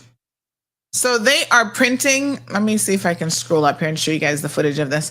They're actually printing little things and it's a little business. And then they sell them online and whatever, make a little, that's their side hustle. It is weird. I'm like, okay, you can print like little toys, little like figurines and stuff. But the other side of it is that you can print things like weapons. You can 3D print a gun that somehow is actually functional. Isn't that crazy? Crazy, but it's the real world that we're living in. So hold on one second. I'm going to show you guys this. Let me see here if I can find it. So yeah, I was like, this is crazy. All right. So this is what they look like for those of you who've never seen them. They kind of look like, I think back in the day, you know how you used to have really big like printers that did like, you know, you have printers that can do embroidery and different things like that. To me, it kind of reminded me a bit of some of those printing machines. So let me see here now if I can show you how. Yeah. Here's one that's actually working. And I'll show you some of the things that they had on display that they make. You know, so they design it. You design what you want. There's some of them that are a bit more complicated in terms of like you can get the different colors and whatever to make, you know, colorful designs and stuff. And then you just leave it and it just prints. And it's not the fastest printer in the world. It's going to take time. But honey child, you just leave it there and it just keeps going. It keeps printing. And then eventually you get an end product. Look at this. These are some of the end products. So these are some of the little like figurines and different stuff. So you see a lot of them are one singular color. So they can print little fun stuff like that. We were talking to a guy there. You see that guy in the background, him and his son are like all into it. And he was talking about, you know, they have one and they were thinking, I think about an upgrade or something. And they wanted to buy like another one. And I was like, what? This is a thing. This is a whole, look at this one. So this is coming off the printer now. Look at that. It's a hard physical item. It's still printing. It's finishing up the little ears on that thing. But you can grab it and hold it and it's a 3D object. And you see this one does like 4 different colors at one time like that, yeah? So you can get all the color threads and replace them and stuff. But this is a 3D printer at work. It's just so, I was blown away. And this is modern technology for you. I mean, it's fascinating. But it means that there are things now that people can do that before they couldn't do. And I think this probably took like maybe 24 hours to print that item. I was like looking at all the components. It's almost like having a little factory machine and you're able to print objects. Now look at the price point on this, folks. It's only $500 for that machine. So they've come down significantly in price, which makes them more accessible. Look at this one. So this one's printing a little smaller object. So you design it. On the monitor there, it tells you, like it shows you what it's going to look like. And then there it is. It's literally printing it. Do you know what it's gonna be? And so... it's gonna be a duck. Do you know how? Because... Just tell me what it's gonna be. So yeah, so listen, our police and various agencies need to keep on top of all of this technology, understand how criminals are going to use it just like everybody else, and how it's going to work. So this dude, Mitchell Ebanks, had a Glock 17, a modified Glock 17 handgun that had been converted into fully automatic weapon. Again, 29 rounds of 9mm ammunition.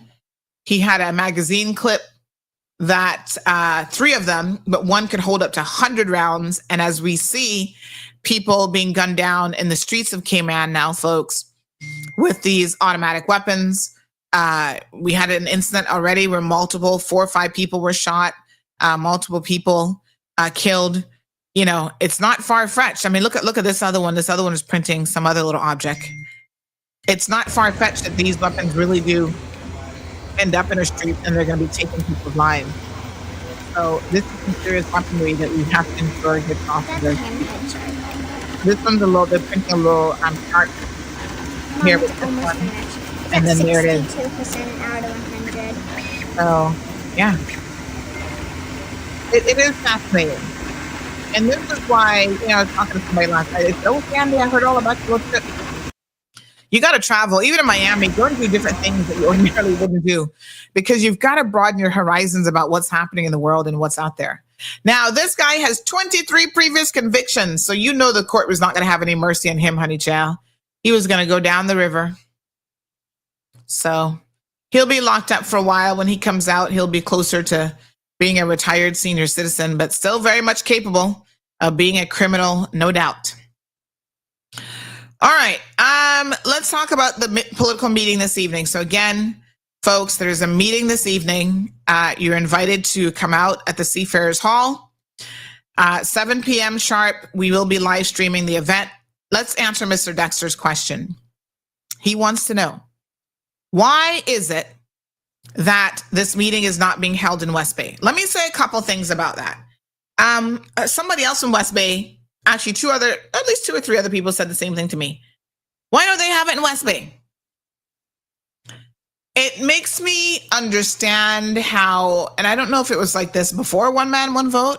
We've probably always been like this. We're a little bit divided as a community, right? West Bayers want their meetings in West Bay and nowhere else. Obviously, 4 people resigned. 1 from Prospect, 1 from Savannah, and 2 from West Bay. If they're going to have a meeting together, then clearly somebody's got to compromise and they have to have it somewhere, right? Imagine West Bayers who don't want to come out of West Bay. Somebody said to me recently, Sandy, there are people who've lived their entire lives in the District of West Bay and they've never left West Bay. I can't believe that. Y'all got to show me who that person is. I need to interview them. How limited your world must be that you've only ever lived in one district and you don't go anywhere else. Wow, that's so wild and crazy to me. I'm like, who does that? Wow. Anyway, there's a bit more to this story, though, that makes it even more interesting.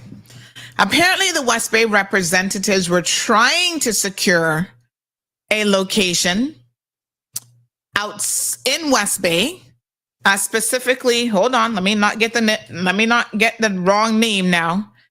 And basically, I'm told that the powers that be, aka your premier, was blocking them from doing so. Now, there were other venues that they tried to get that were simply not available, kind of last minute booking, whatever. But this hall in West Bay was available and they were denied access to this hall. Now, I don't understand how you can deny them access, because is it not a public hall? And as long as you go through the protocols of booking it, you might have to pay for it. I know some of the public spaces, you pay like $100 an hour, whatever. You should be able to get it. So the West Bay town, was it the town hall or the school? Hold on now. Because a lot of people are asking me, were you going to stream it? I heard, yes, this is what this person says. I heard that they tried to get the West Bay primary hall, but they were refused, because the West Bay hall could accommodate so many more people. So in a way to kind of work around that, what they have done is, if you want to attend the meeting in person, they are going to have buses available. So here's your information. Now, y'all West Bayers, don't feel no way about it. Come out of your feelings for a minute. It was not that they were trying to not have the meeting in West Bay, but apparently the choices were limited to them because the government said, nope, you can't get the town hall. You can't use the school. That probably is Julie, because she's the Minister of Education. But anywho, refused to give them access to the hall.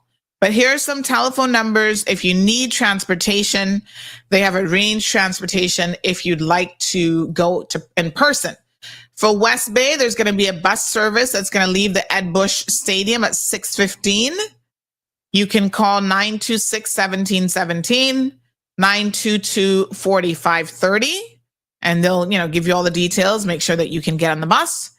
Think of it as a little ride out, man. Come on out, West Bayers. Come on. Come to Prospect. Yes, honey child. Ride out and see something different. Prospect people, you don't have far to go, but if you don't have a ride to get to the Seafarers Hall, you can call 929-8080, 746-9314. All right. So they have made arrangements for you to be able to get to Prospect. They'll get you there safely, get you back. I'm sure they'll have refreshments and stuff. So don't worry about dinner. They'll feed you something or another at the meeting. So come on out, folks, if you wish to do so. If not, we will be live streaming it. Hopefully Facebook will be back by then.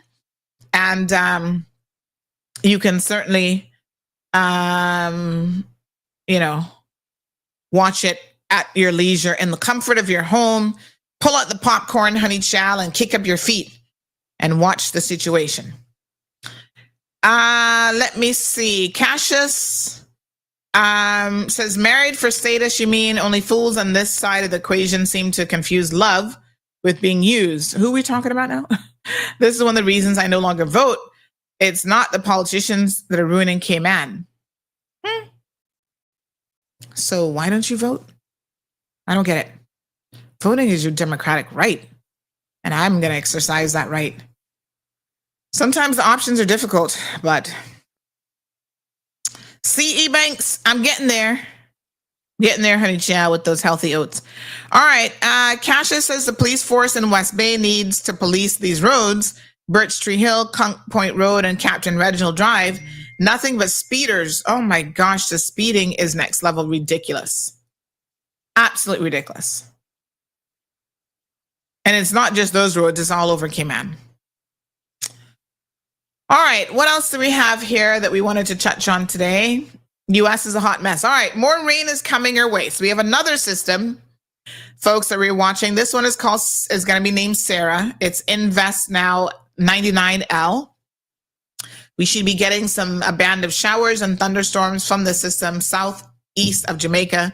It's so crazy to me that this year, the vast majority of these storms are not storms that are coming off the coast of Africa at all. That area has been very quiet. These are storms that are developing regionally. Like they're coming right out of, like you see where Costa Rica, Panama, Colombia, the warm waters right there, they're literally developing next to us. And then they're quickly intensifying into hurricanes, tropical storms. And then, there we are in the little map again, honey child. And this one, the projected American GFS model has it headed to Florida. Oh my gosh. I'm like, how much more? We can't take no more. We're like, look, listen here, little storm. Be on your way. But Florida? Ay, caramba. I don't know what to say about them. I feel sorry for them, honey child. The good thing is, when it kind of develops in this area close to us, a lot of times it hasn't yet rapidly intensified enough to pose a significant threat to us. But even a Cat 1 or 2 these days can do a bit of damage. So we're going to continue to monitor that situation. All right. So they're saying that Sarah could potentially strengthen to hurricane status later this week in the Western Caribbean Sea. Cayman Islands should prepare for initial rainfall.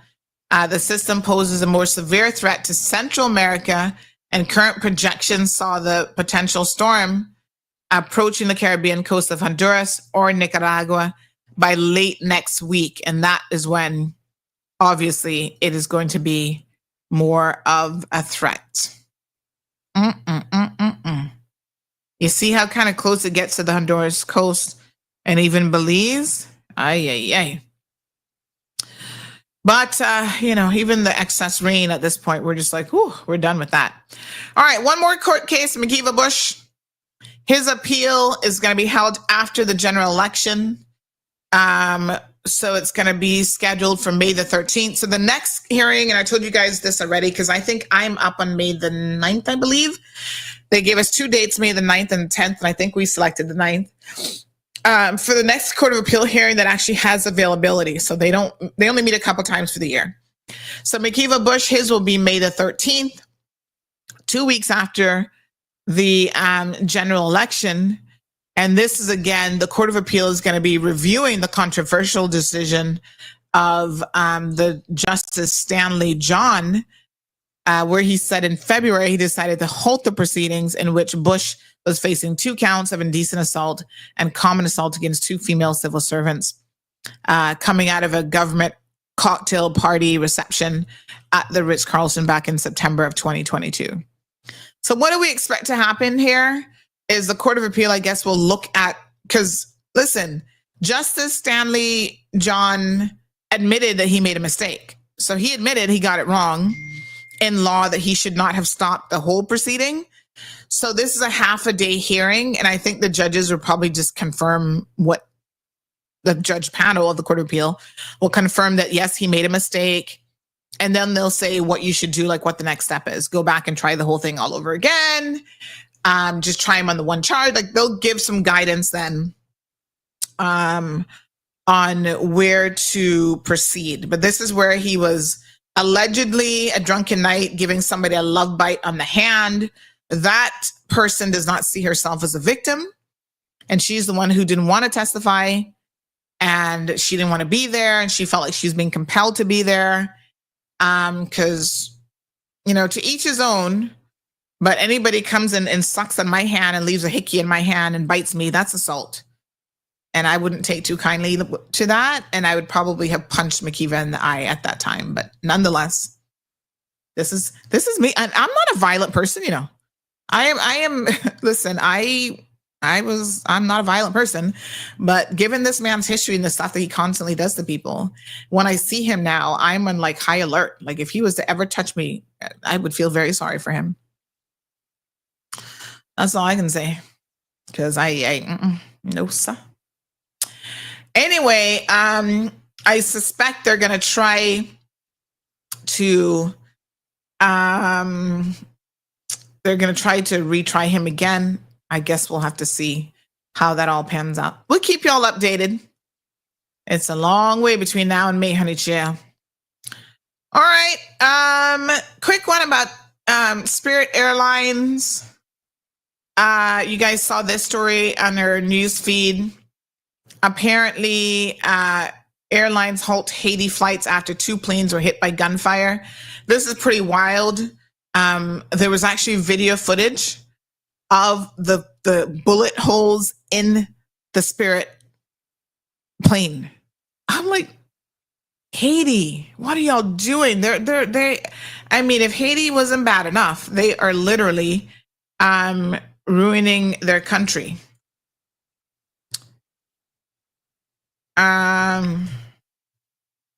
So I don't know what to do, but anyway, all I can do is tell y'all what's happening in the news on this one. So the FAA, Federal Aviation Authority, has actually banned all U.S. airlines after this incident from flying to Haiti for the next 30 days. And God knows that could be expanded. JetBlue, Spirit, American, nobody can go in if you're an American carrier. Pretty wild. So I don't imagine that too many sensible people who can get out of Haiti voluntarily would still be there. But this announcement came down the pipeline yesterday from the Federal Aviation Authority.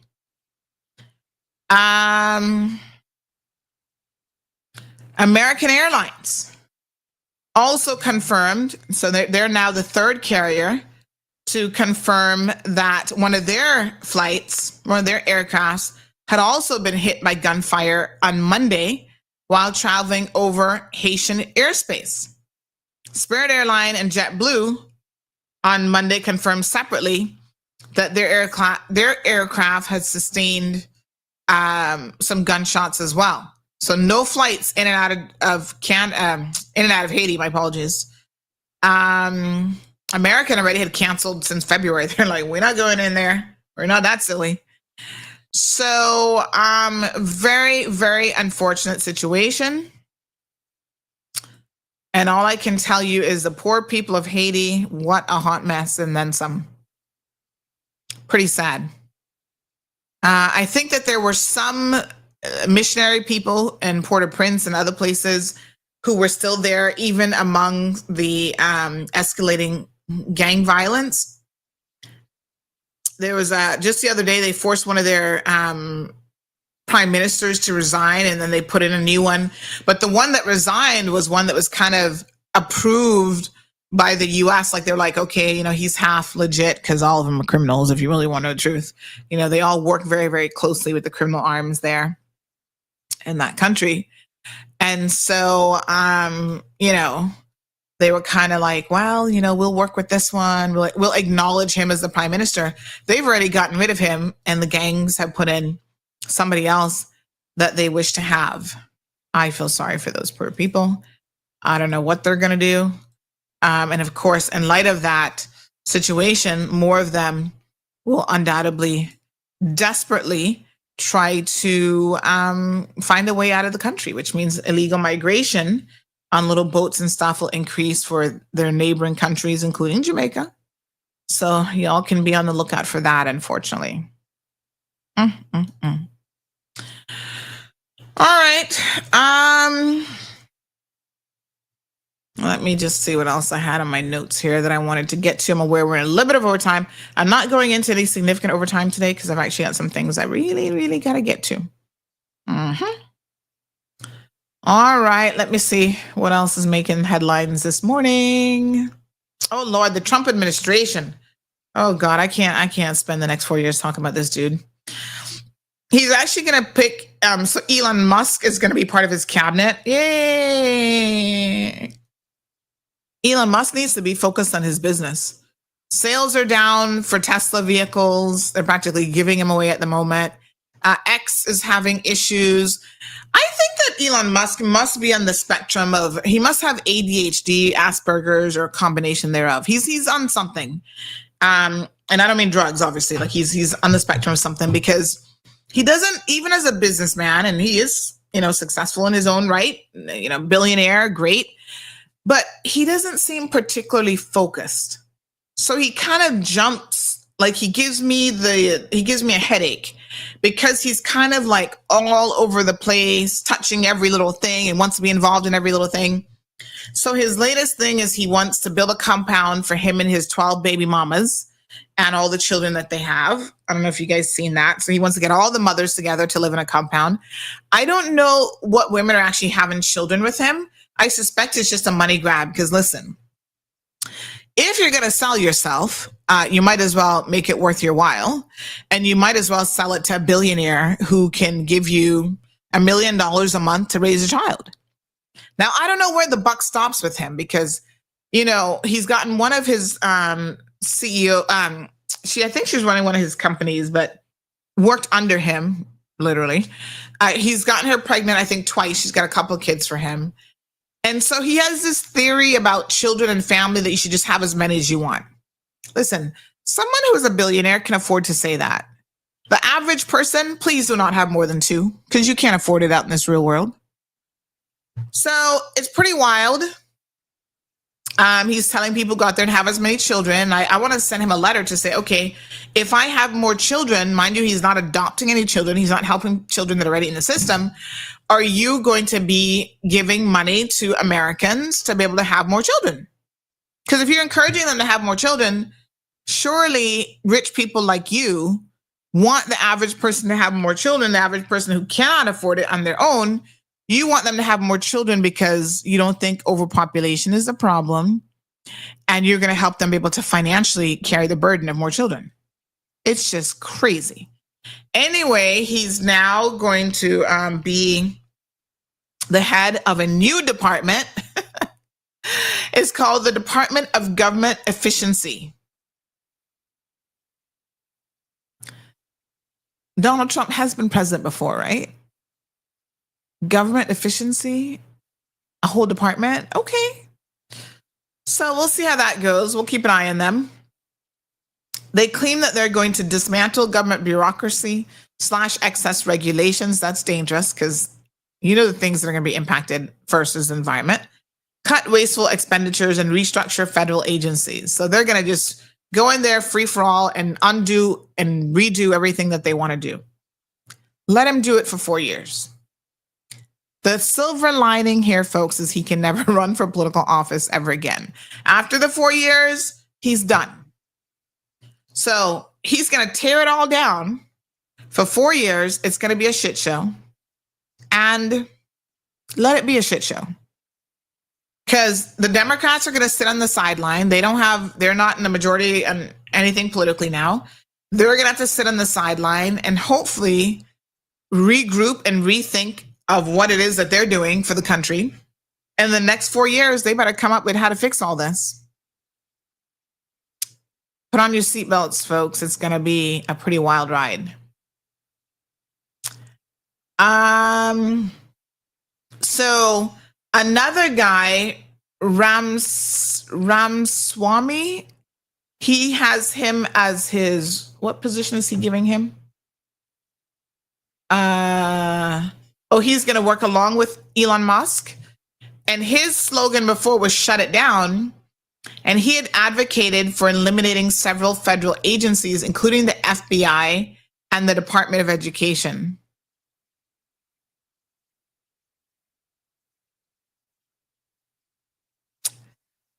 Eliminate the FBI and the Department of Education.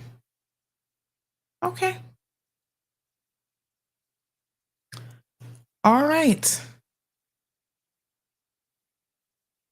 He's told them that they need to get it all done by July the 4th of 2026, because that's the 250th anniversary of American independence. And a smaller government with more efficiency and less bureaucracy will be the perfect gift to America, he says, for their 250th anniversary. There you go. Wow. All right. Well, like I said, Elon Musk has his hands full with X, not making any money and all these other things, but I don't know. We shall wait and see how they're going to do it. Very interesting. Okay. I think that's all I got for you today. There is something I'm prepared to discuss it, but maybe I'll leave it till tomorrow. I keep putting it off, and it's the survey that was circulating in schools, but I do want our radio listeners to hear it. Now I'm conscious that they're off. Shaka Zulu says, please tell GFS that Florida doesn't need any more storms this year. Florida's had its fair share. I would say so, for sure. In fact, I feel like we've all had our fair share of, storms this year. All right, let me see here now. But the school hall was allowed for church. Can't wait until she's gone. Referring to Julie. Yeah, I mean, I don't know why they would have turned them down, but that's a hot mess.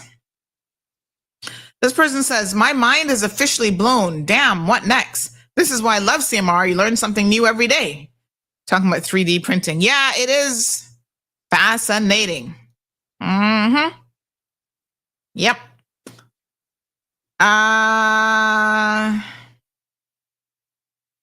All right. Uh-huh.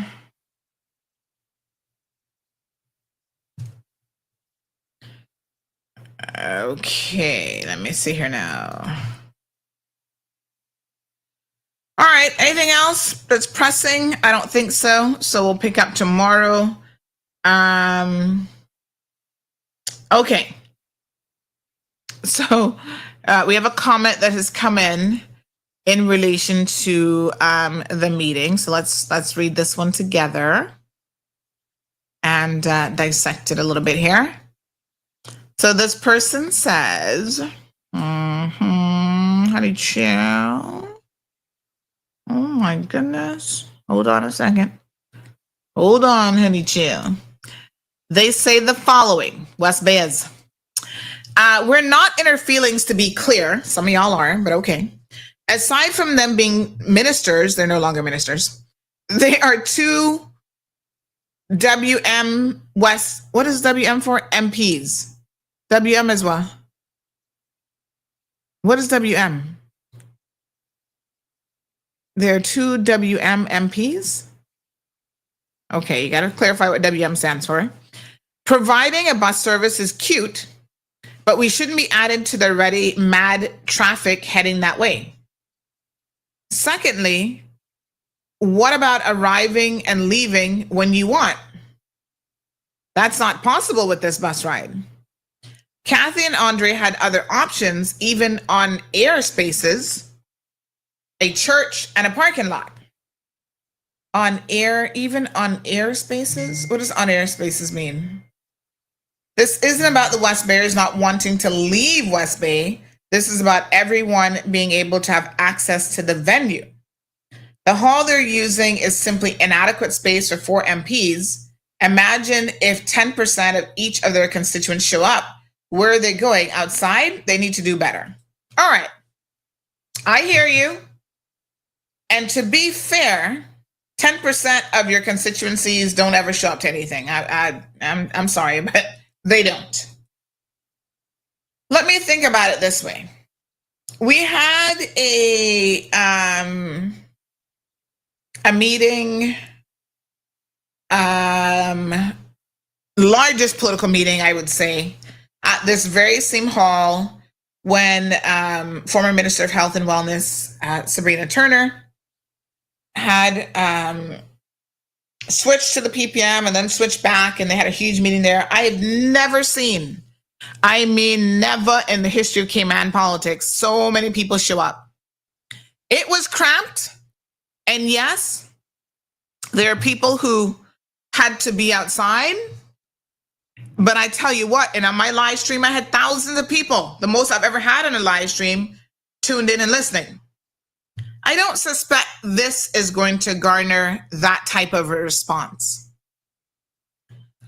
So the Seafarers Hall can hold a couple hundred people comfortably. And, you know, if you don't want to go because of all of those things, I guess the good news is you can listen to it online. I don't think the numbers are going to be 10% of any of those constituencies showing up, to be quite frank and honest. I do believe that, you know, they could have done a bit of a better job. You know, we're almost 2 weeks. So the only person that jumped on the opportunity right away to speak on this, I do know Andre had a death in the family, so he's been dealing with other things. But everybody else really has not had a public-facing meeting, and that was, you know, them trying to work out, I guess, the logistics. But, you know, they all could have called into a show. They all could have done their own thing. And this is where I think that a lot of our MPs are, I don't know if they're timid, if they're afraid of people, but these are the people, folks, who have voted you in. How can you be timid and afraid of talking to your constituents? I find that bizarre. You can't be. You know, that doesn't make any sense to me. So I don't know. Somebody's asking about the stalking case. No, we haven't, Miss Janet, we haven't done the school survey. I was just saying that I want to do that when I'm actually on radio, so maybe I'll leave that until tomorrow. Okay, the stalking case. Let's talk about the stalking case a little bit before I wrap up. This one is kind of really, really straightforward. Listen, this guy lost his shit. That is the best way to explain this. This is what we say, jilted ex-lover. I think a lot of you all are interested in this story because the ex-lover happened to be a male and he's a man as well. Other than that, he was very, very prolific with the stalking. It happened over a number of years. Like when people saw this story, gas station attendants were like, Sandy, I used to work at this gas station. This guy used to show up pretending to be buying something in the gas station, but it was only because this guy was there and he was stalking him. And I was like, oh my God. It also is a little bit interesting because of who it is. So he is known, and somebody told me that he just finished law school. I was like, what? The dude is supposed to be a model. He claims he was an actor. He already was convicted in a fraud case, I think earlier this year, where he fraudulently presented some insurance documents. This guy seems to be living a bit of an alternative universe. And it is bizarre. And it is strange. And for some odd reason, he continued this behavior, although he could pretty well see that he was going to be getting himself in a world of trouble. So it is concerning. And I don't know. I am very, very, he's going to jail. I mean, I think the court is going to be like, dude, well, they already sent him to jail for the other thing. He got, I think, just a couple months, nothing much. But he actually tried to run. I mean, listen, we've all had a moment where as these young people say, it was so, you would think you were so in love and it was so whatever. You were all up in your feelings over somebody. You might act a little bit stupid for a hot minute. But for like 2 years of stalking, wow, that's a whole different situation. And he actually tried to take his vehicle and run over the guy with his new girlfriend and pregnant girlfriend at that, pregnant fiance. So he met some South African guy and went gaga over him. They had a physical relationship. And then when the physical relationship was dwindling or ending or whatever, Theodore Morgan, who is Theodore related to, by the way? Who is he? I don't even know who his people are, who his mama is. He just couldn't help himself.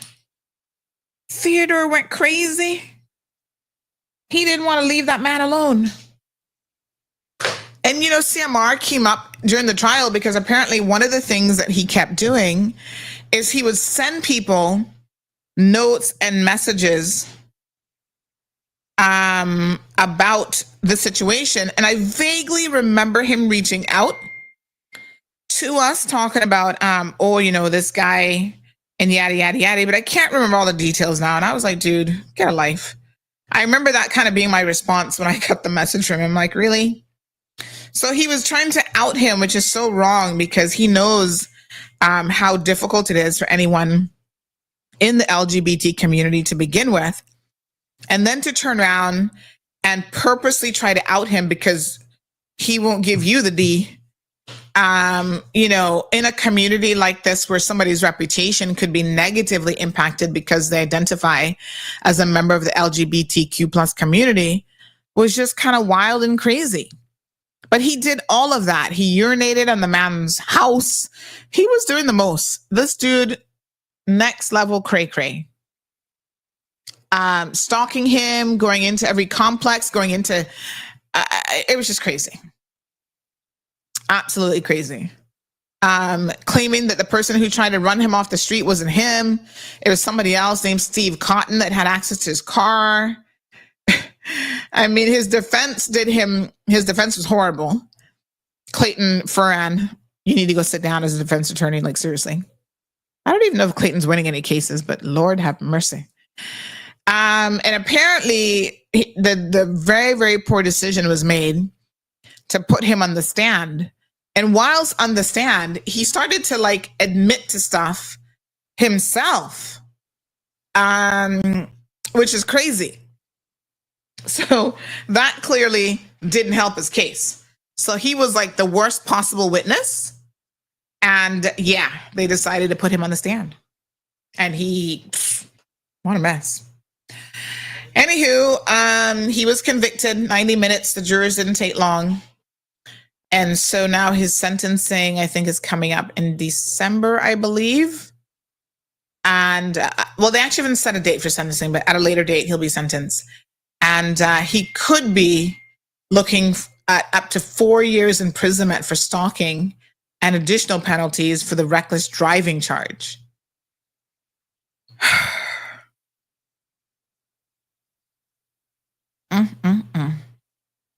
Wow. So yeah, he was already convicted in a fraud case where he got like 3-4 months in prison. It's unfortunate because, you know, somebody said, oh, he just finished law school. And I said, well, that I can help him because now he'll never be able to practice with a conviction like this on the record. Live Happy says, oh, he's from Jamaica. He came here when he was young. Yeah, I don't know who he is. Not a bad looking guy, but clearly a guy with a lot of issues. He needs therapy. Shaka Zulu says, Auntie Sandy, the bottom line is their personalities are those of the follower, not leaders regarding most politicians. I don't know. Yep. All right. More scams going around. Here's one about a USPS parcel being cleared. Don't click on any of these links, folks, please. These scammers are working overtime. And you have got to be smart. Anybody who sends you a text message about your account, whatever, don't click on it. Don't do it. Because unfortunately, here's the latest one now that somebody just sent me that they've just received. This is what they're doing. Sending you all these crazy messages. Some of them are now even coming from local numbers. So, you know. Yes. All right. All right, folks. That's all she wrote. You guys have a beautiful day. We will be back here tomorrow evening. Yes. And yeah. Tomorrow morning. Oh my gosh, what am I talking about? Tomorrow morning, 7:30 a.m. We'll be back here. Tune in this evening at 7 for the live stream. Okay? Goody. Y'all have a fantastic day. Be safe. Thank you for tuning in to another episode of The Cold Hard Truth on Bobo 89.1 FM. Cayman's #1 talk show is live weekdays from 7:30 a.m. Never miss an episode again. Watch anytime on CMR's Facebook and YouTube channels for the latest show episodes. Don't forget to follow us online on our social media channels. And visit CaymanMarlRoad.com for all the latest news and community happenings.